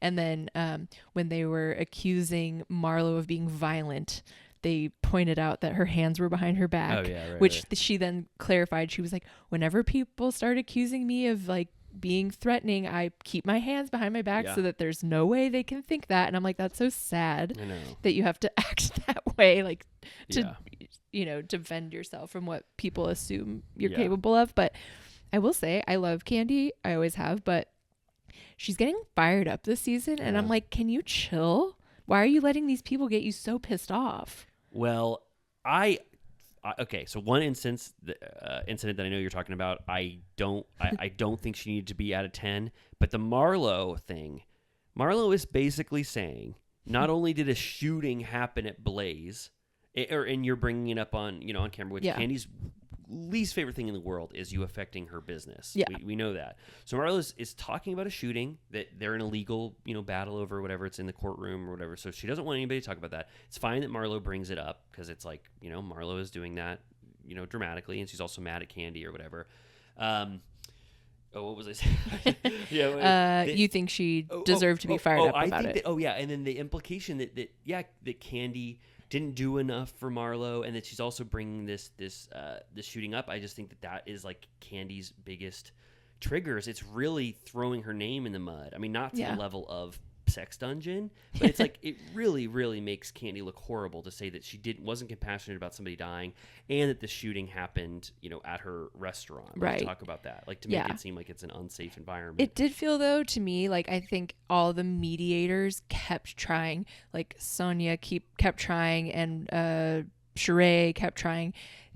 They could sense that there was a bridge to be gapped. It all felt like a stupid. I mean, Marlo. Obviously, this is a storyline thing, for sure, which is annoying. Yeah. But it sounds like it could have just been like a heart-to-heart, could have closed the topic of just like, Marlo could be like, I really care about you, and I just didn't feel like you understood how hard it was, and blah, blah, blah. And I think there, because then Candy broke down to Sonia about how her brother died when she was 15, and she cried, and I'm like, not to play that card, but this is the Candy we like to see. But I'm like, the vulnerability can solve everything. I think so. I just think that like if she was just like, that really is offensive to me because I've dealt with stuff in my life like this, and it's really hard for me to talk about, and so I don't want you to be throwing this in with it's really hard for me to deal with, and I hope you understand that, rather than just being like, I'll choke you, bitch. Totally definitely. I just think Marlo made her so mad, and I think that there are repercussions, and I think it's understandable if Candy is mad at Marlo for bringing something like this up, and also trying to make a storyline of her not being compassionate to someone who died and talking about how unsafe. But then you're watching like Sheree's confessional, and she's like, you don't know if you're going to go to Old Lady Gang and get biscuits or bullets. Oh my God. When Candy sees that, she probably just saw it right now. Like, Sheree is out for a year. I mean, I also loved that moment where Sheree and Candy go to like a park bench to squash their beef about her talking shit about She by Sheree. And then Sheree goes, I didn't post on social media when I brought a party of 12 to OLG, and it took us 3 hours to get our food. And then when it came, you guys were out of everything. I didn't post that. Right. And then she's saying it right then, right and now then she to everyone. Goes, and I bought clothes at your boutique, and you can only wash them once because they're so shittily made. And Candy's like, well, they're not my brand. We sell other brands. And she's like, but it's your business. And she's like, well, at least you can buy our clothes. You can't find She by Sheree. Exactly. So I think the reason why Candy is at a 10 is because I think a lot of people's storylines, I wish there was a better way to say that because it sounds so fake. A lot of people's instincts this season are to come for Candy. Courtney was like a low-level version of what the season is becoming. She's Courtney, a flop. She's such a flop. Oh my God.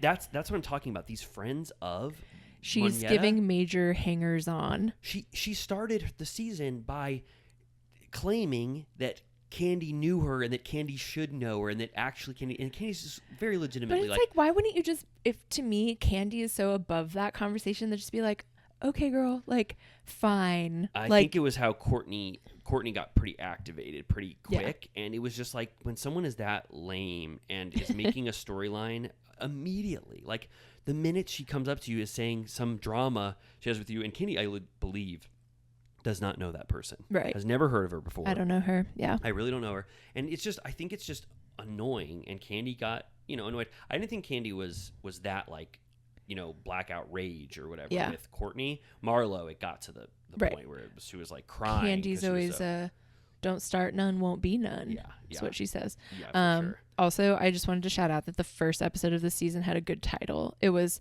Who Gon Check My New Boo. Yes. Good title. Yeah, that was great. What has happened to his name is Martell, right? Yeah. What has happened since Martell's introduction to now? I feel like he was in a one episode or at one party. The first one was like all about him. Also, they have that. It's is it Sonia's husband's 40th? Yes. It's Ross. the Harlem Nights Renaissance party, which essentially is the Atlanta version of a Gatsby party.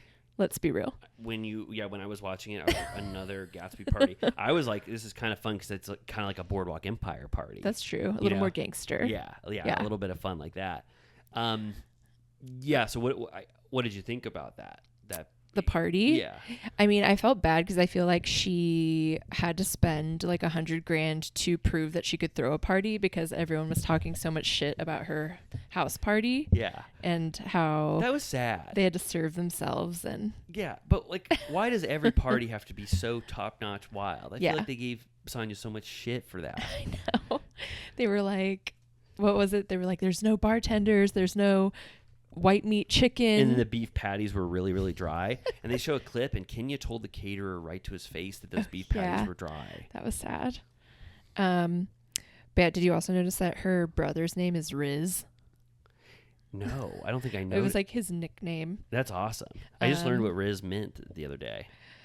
It why means don't you tell us? It means you're good at picking up men and women. You've got the Riz. The Riz. I had seen it so much, and normally I like to let language just die if I don't know what it is, and I never want to learn what it was. But finally, something made me check in, Put and it now I on know the what it Riz. means. Did you know what that meant? Yeah. Isn't it short for like charisma? Oh, I thought it was short for Rizzo from the rat.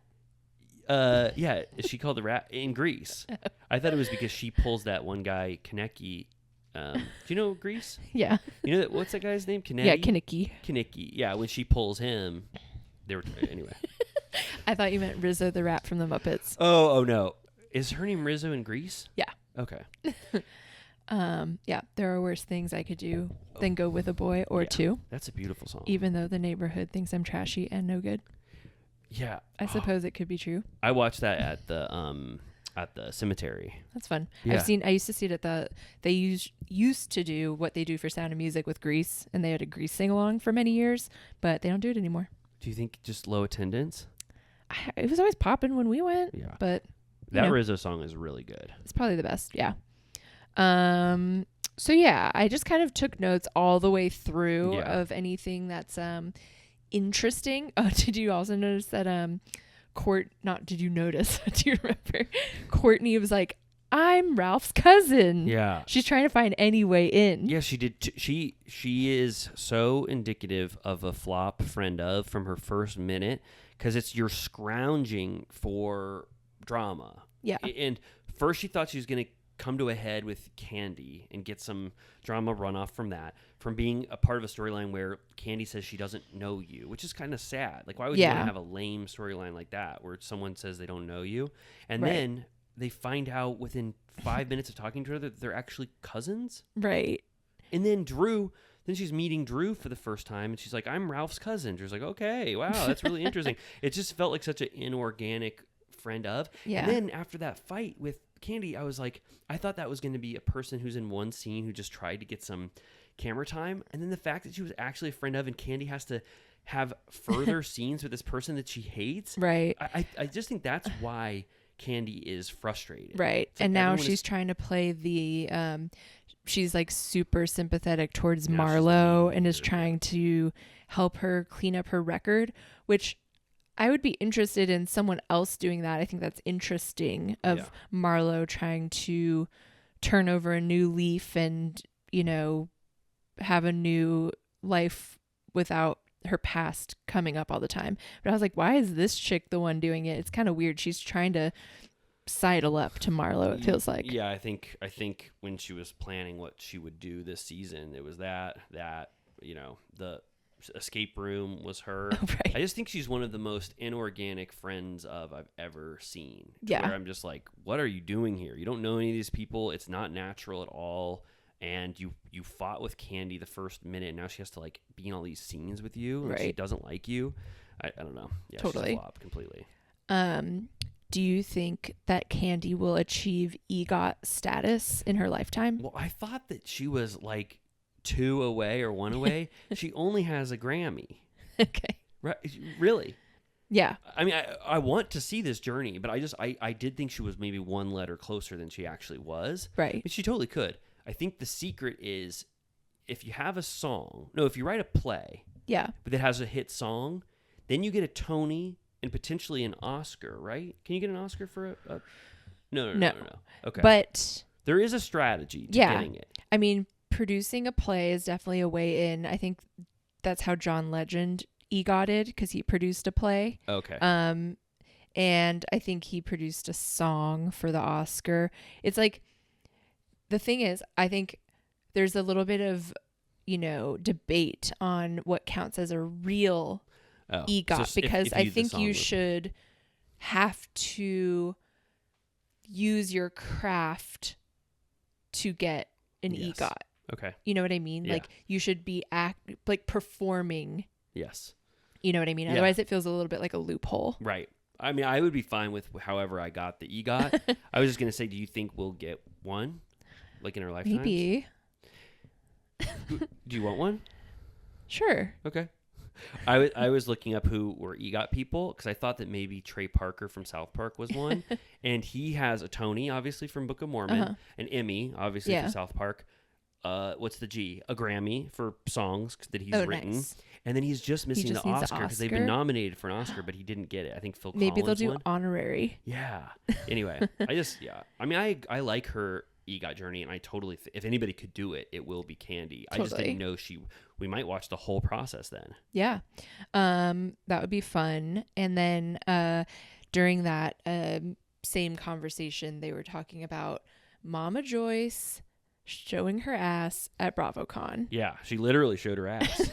She pulled down her little pants and She said when Candy talks to her about BravoCon, one of the things that she has against Todd is that he goes to strip clubs. And she said, ain't nobody's ass at the strip club look as good as mine. I know. Mama Joyce thinks she's hotter than any stripper in Atlanta. Well, it's true, but she doesn't have to tell Candy and Todd that. But yeah, Mama Joyce is honestly like my enemy. I have been enraged for so many years about that Candy will let her treat her that I way know. or treat Todd that way. I think she was kind of able to, but barely No, she gave it like a 3 out of 10. Yeah. She cannot confront. But in the Mama past, Joyce. it was like a 1 out of 10. Yeah, I know. Her Achilles heel in her life is being able to stand up to her mom. She can't Her do mom it. is a devil. It's her kryptonite. I know. I am. So Megan also agrees that Mama Joyce is a full-blown evil spirit that is trying to, ruin the world or whatever. I do think her relationship with Todd is absolutely awful. Yeah. Like how she treats Todd. Todd's a good guy. He's one of the best guys. I'd say one of the best. He doesn't have a single red flag And to him him. and Candy have an amazing relationship. The fact that they met organically on production, they Ugh, already I had this love amazing that. job. Me too. I love their chemistry. I think they are one of the most iconic duos of all They time. have respect. The fact, and it's been Mama Joyce. They have children together. Yeah, they've been together they've been almost 10 years. Married 9 years. 9 years. They are an icon. And no matter what, now Mama Joyce should have relented and just accepted that this is Candy's husband. But I think it's just something like I think Mama Joyce wants more. I hate to say this, wants more control over Candy than Todd has. Yeah. And so she's jealous of anyone that gets Candy's time and affection because she wants all of the Candy runoff It's that like she can get. codependency. Yes. Yeah. And Todd is a good sport.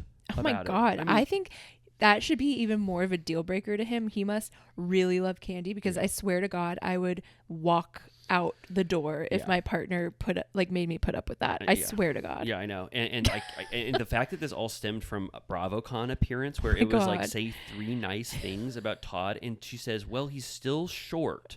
It's like, how awful.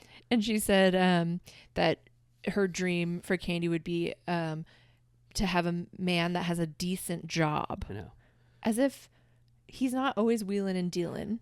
Well, first off, he had a good job Yeah. before Candy and him met. He had a reliable, good job.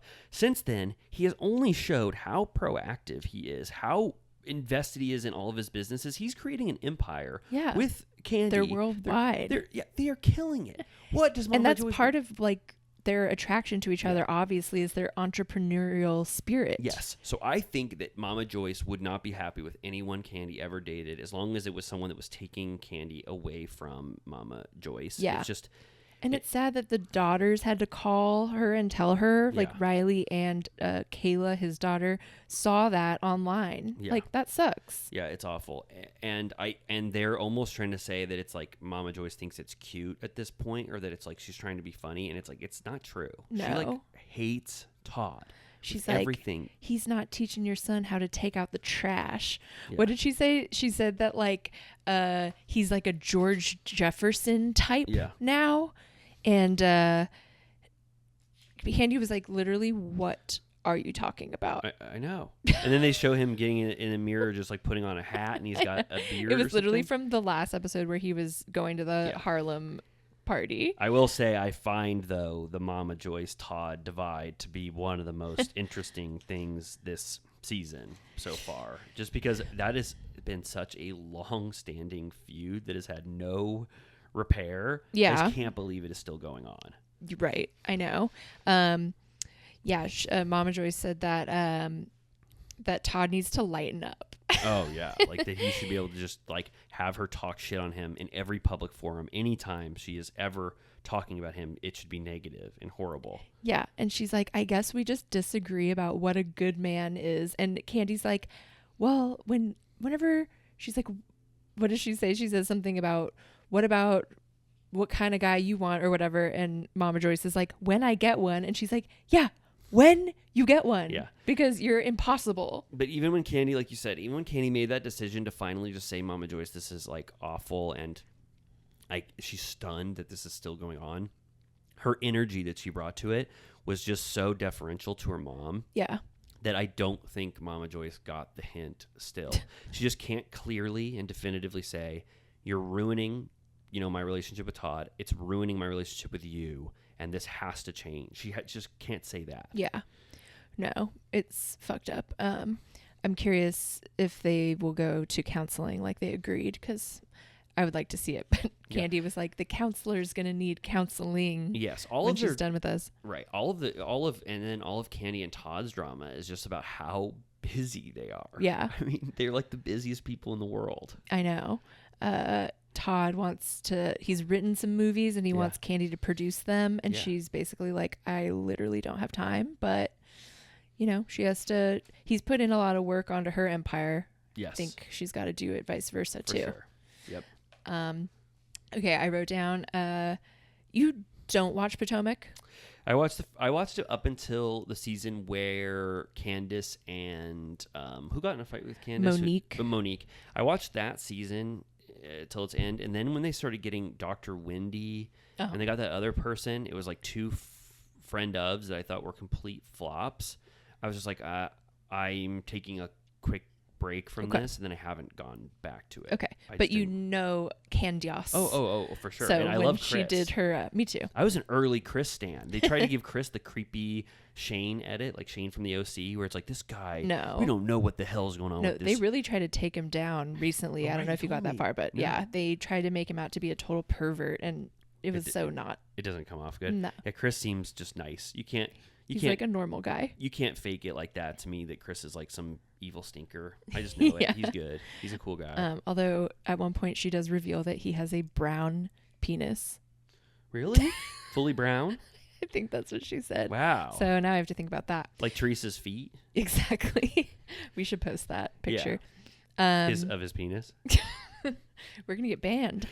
Right. But, oh my gosh, right when I was going to bring it up, we have the TV playing in the background, and it's the Candace and Drew dual performance that is not as long as Sonia's 400-meter race. So could we have if it doesn't happen organically, could we have a Drew minute? Sure. Just talking about Drew? Yeah. Okay. So she's interesting. Okay. So Drew for me is on the show as a cringe magnet. She is a foil. Everything she does has a slight tinge of embarrassment to it. Yes. And I feel like that is why she's on the show. Yeah. And I can't think of another housewife where they're on because the producer just thinks that they are like in their flop era and they're embarrassing to watch.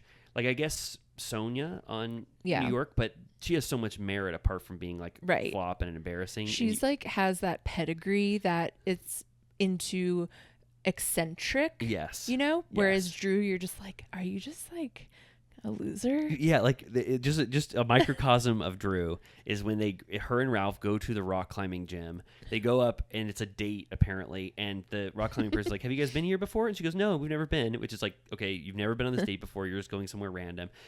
She's not dressed for it at all. She flops so hard up on those rocks, she almost falls and like runs into. They had to just like wheel her down from the top, and they did it for like 1 minute. It was like Urkel vibes. Yes. When she came down after the worst rock climbing I've ever seen in my life, like she almost got hurt, like landed on her head on a rock. She goes, "That was awesome." And then they have this scene. It's like, Drew, that was not awesome. You just flopped off those rocks. And then in Jamaica, when she literally just did like a light jog, she like snapped her ankle. She had already done her jog, and then she did a cute jog like for 1 minute away, and then ruptures her Achilles. I'll say one pro, which I haven't. So I don't like Drew because I don't think she's not cool or fun. Like I don't think she's cool. I would never hang out with Drew. I do sort of get that vicarious, like, okay, I get why the producers are showing her. She's cringe, so it's fun to watch. Like when she does the 35-second performance or whatever, it's interesting to watch. I will say though, I think Already Know, her song, I think it's kind of a banger. Okay. I think remind me how it goes. When we're switching position, you already know. I gotta play it. It's actually really good. It has a catchy chorus. Yeah. I'll have to remember it more. Because she's working with that producer Rage. Oh, okay, yeah, but it's also written and produced by Ralph Pittman. Okay. Yes. So it's like, but he almost got written out of the video for not being ripped enough. But then when he took off his shirt, I mean, he was pretty buff. Well, luckily the model didn't show, right? So he got to do it again. What do you think about Ralph? He's scary. Yeah, he's cringe. I mean, I think the most interesting thing that's ever happened in their storyline was a few seasons back when he fled to Florida and would never tell her why he went. Yeah. Well, I think it was also interesting when he started to write a book about step parenting without the approval of Drew and didn't tell her he was doing it, and then wanted her to write the foreword of a book that but then like wouldn't adopt her son. Yes. It was like, I put the step in step parenting or whatever. He's weird. He's craven. Yeah. He's in it for the spotlight. On Drew's single, Drew Sidora, Already Know, it says produced entirely by Ralph Pittman Jr. in almost as big letters as Drew's. And I've seen so much single art in my life, like art for a single. They never show the producers. That's crazy. On it. Yeah. He just wants a spotlight. Did you hear that on Watch What Happens Live that apparently they both, the minute that Drew said she was filing for divorce, Ralph like got in his car and started racing to the divorce house so that he could file before her. Oh my! They had divorce a literal house. Did I say divorce? The house of divorces. Speaking of divorce, they went to the house of divorces, and it was a full-on race. They were both in Atlanta traffic, racing as fast as you can get to who would be the first to file. Apparently, there's some clout and merit to who files first. Right. So Ralph was an hour behind. Oh wow! Unfortunately, That's funny. I think he had to bite her dust. Wow. She was like racing. I mean, I am relieved that they're getting divorced because the tension has always been there, and then the stuff with her sister was interesting. Yes, he was like, she got banned from the house. He was like, things have been bad with me and your sister. I mean, yes, I'll admit it. I banned her for multiple years when she said I was controlling. Yeah.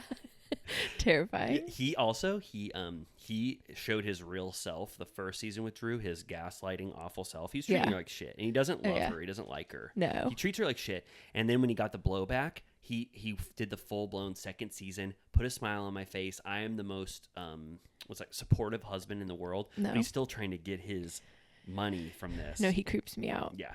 I don't like it. So I'm relieved that they're getting divorced. It's kind of nice watching this season knowing where it will end. So do you feel like, are you like me where like Drew is like, she's not awful to watch. Like, she's not. Yeah, it's like fine, but I wouldn't be mad if she ushered out. First season, I was definitely like, Drew is a flop. Do Yeah. not bring her back. Like, and when she did like the dog bone prop, she's very performative. Yeah. And you can't really trust her. I love when Marlo was in that car on the way calling Drew, and then she just hangs up on her and just calls her a wannabe deranged actress and stuff like. I'm like, why did you even call her? It was insane. Well, so that's while we're on just that moment, because for me, Marlo is flopping so hard this season, just strategically. Yeah, like, I know she's trying to earn her peach, whatever right. that means. Yeah, and she needs an advisor. She does. She's going for Candy, and she's using such salacious storyline that Candy's never going to forgive her. Like I said, almost in the Phaedra territory. Yeah. It's just when you say stuff about shooting and not mourning the dead, that's like almost a bridge too far. So I felt so bad for Marlo because she's going on this date, which is also a part of her storyline, this blind date, and she has no one to call. Yeah. Because Sheree will not sacrifice her relationship with Kenya and Candy, so she's not going to defend Marlo. Kenya fucking hates Marlo. Now she lost Candy, so she's on this date, which is going to be a huge deal. Marlo hasn't been on a date on the show ever. I enjoyed the date though. Yeah. Oh, okay. I was gonna say I didn't. I thought it cringe. Was so embarrassing. So Marlo is calling Sonia to talk about her date, and she's like smiling and she's trying to be sweet about it, and Sonia's like, okay, well, have fun on your date. And then she's like, okay, I didn't get what I wanted from that, let me call Drew. And then Drew clearly, when she answers the phone, is like, what the fuck? Yeah. And Drew is still reeling from that horrible conversation she had, or fight she had with Marlo, where Marlo said, fuck you, bitch. My nephew is dead. Yeah. And so then Drew, instead of giving Marlo the shine she wanted, like being sweet with her about the date, she goes in on her and says, hey, I haven't forgiven you for this. So Marlo just has to hang up on her because that's not what she wanted from the scene, and she just has to go alone, sadly, to a blind date that really no one on the cast cares about. Yeah. That's a bummer. Yeah. But, he was a 39-year-old hottie. Okay, so you liked that. You liked him. It was over the top. Yes. He bought her what appeared to be a $200 bouquet of roses. Yes. And I'm like, what's his deal?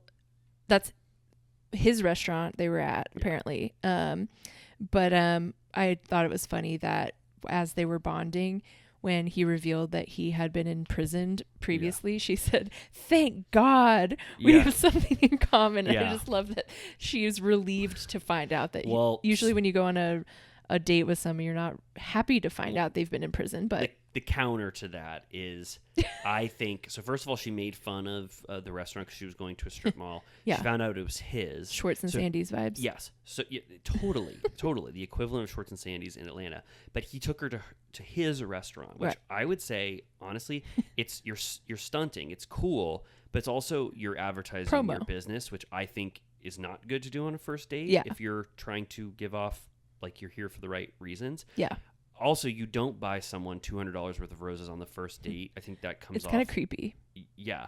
And they had energy, to me, performative energy, where they wanted this date to look iconic, and Marlo was really hamming it up, and he was really hamming it up too. Like, I hate the sexual innuendo talk with the prawns when they're talking about giving head. Yeah, that was gross. It just to me embodies when you're trying to fake the energy of chemistry by talking about, I don't know, like making low brow sex humor and stuff.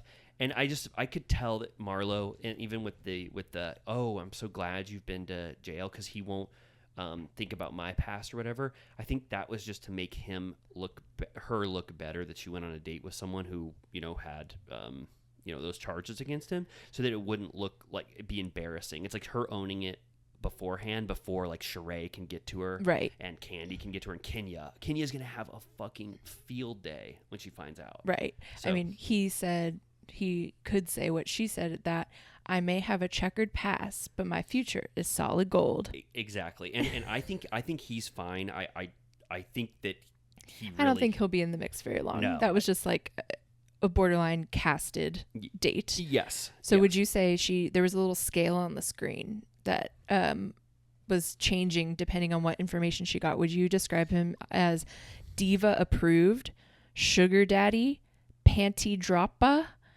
oh, okay, or poor?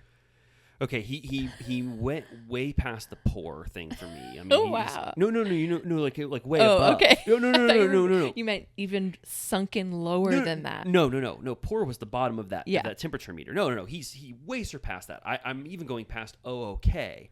I would say he was panty dropper level. Okay. I think she was really sexually attracted to him. She thought he was really handsome. She kept talking about that. I don't think diva approved. I don't think he is going to be that. And then what was the sugar daddy was in between diva approved and panty how droppa. did they choose those tiers? I don't know. It's not something Doesn't that make a lot of sense. the editors on Atlanta are really going for it in a way that I've never seen other It's housewives. kooky. Like the Kenya demon when she was coming out of her door poking her head at. It's like they get really silly on Atlanta. I always wonder, is the editing sort of are they trying to ramp up the show because they're in like they know it's a flop era, so they try to add because they did that on Vanderpump Rules in season 8. Then when they started doing like video game graphics and garbage, I wonder if it's like they know they need to entice people more. Well, did you notice that Peacock Atlanta was not never before seen? Oh, they didn't have any never before scenes. They must not be. Yeah, Atlanta must not be like doing that, I guess, this season. I guess it just depends on probably the production company. It's like on a per city basis because Vanderpump does it, Orange County does it, but I was wondering if when I rewatched them if they were going to be supersized, and they weren't. Yeah, I know. I mean, I sort of, I guess I wish they were. Yeah, I want to see uncensored edition. That'd be fun. Yeah, that would be fun. But yeah, I mean, I don't know. I have a soft spot for Marlo, and I don't like when everyone hates her because I like her. I have a soft spot for Marlo. I think she is obviously she deserves to be a cast member. I love her. I think the four of them, Marlo, Kenya, Candy, and Sheree, are an iconic foursome. There is so much power there. I love it. Marlo, though, the way she's going about the season, I feel like that conversation in the car where she's going to a blind date with no one caring is she's reaping what she sowed there. Yeah, completely. She's misguided. She's misguided. Kenya said the only way that she would be friends with Marlo again is if she renegotiated her deal with the devil. Yeah. Which was a good line, I thought. That was great. But yeah, I don't know. I wrote down Cairo had a baby named Mecca. Oh, wow. That's kind of nice. And so Sheree is a grandma is how she's decided to go. Do you, do you love Sheree like me? Yeah, I do. And I'm afraid that there are already these red flags again. I feel like every single time she has a man, there's a problem. Yeah. I mean. Tyrone. Yeah. Remember when he left her at the table for hours? Yes, and I also didn't like when Tyrone appeared uninvited at the She by Sheree show to just fight with her. Also bringing flowers. Yeah, but she said, "Where did you get those from? Publix?" I will say, just if we are, I think we should start to wind down. We did a good job on Atlanta. Yeah. I will say though, the episode. So, if you haven't watched Atlanta yet this season because you heard it's in its flop era, I think Atlanta is still really good and worth watching. It's missing an X factor that I think they'll repair soon, but those four that I just mentioned are very powerful, and they're still so entertaining and fun.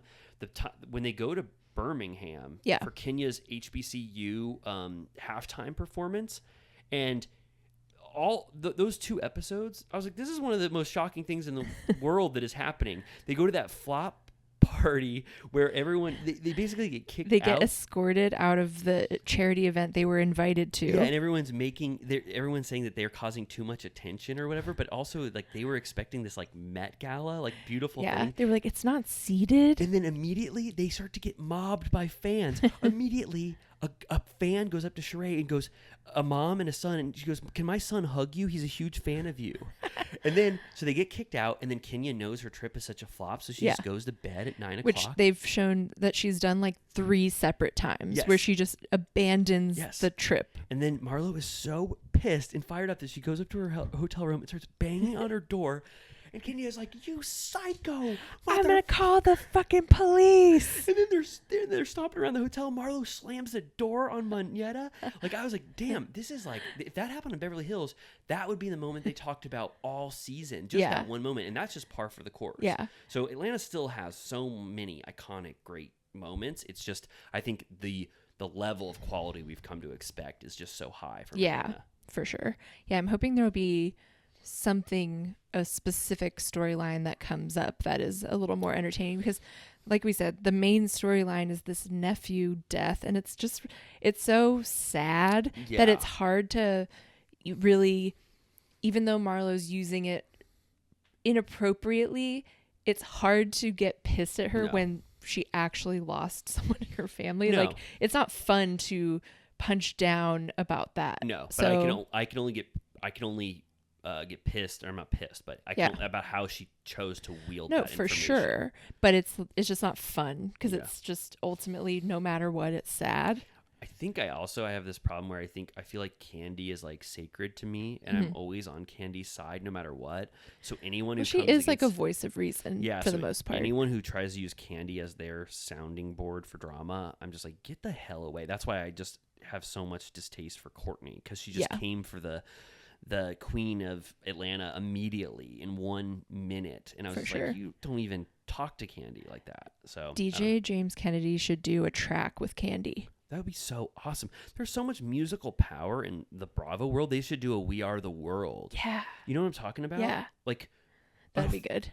Yeah. Did you see Candace and Drew Sidora have a collaboration track? It's called Affirmations Part 2. And they're kind of like going back and forth. It's kind of fun. Is it longer than their performance was? Yeah. They give Drew a couple more seconds at the end of the track. I like when everyone was doing an impression of their performance and they were just going, woo, woo, woo, woo. Yeah. That was fun. Do you care if we close out this episode in a special way and we end with Drew Sidora's song, Already Know? Definitely. 30 seconds of it? Yeah. Okay.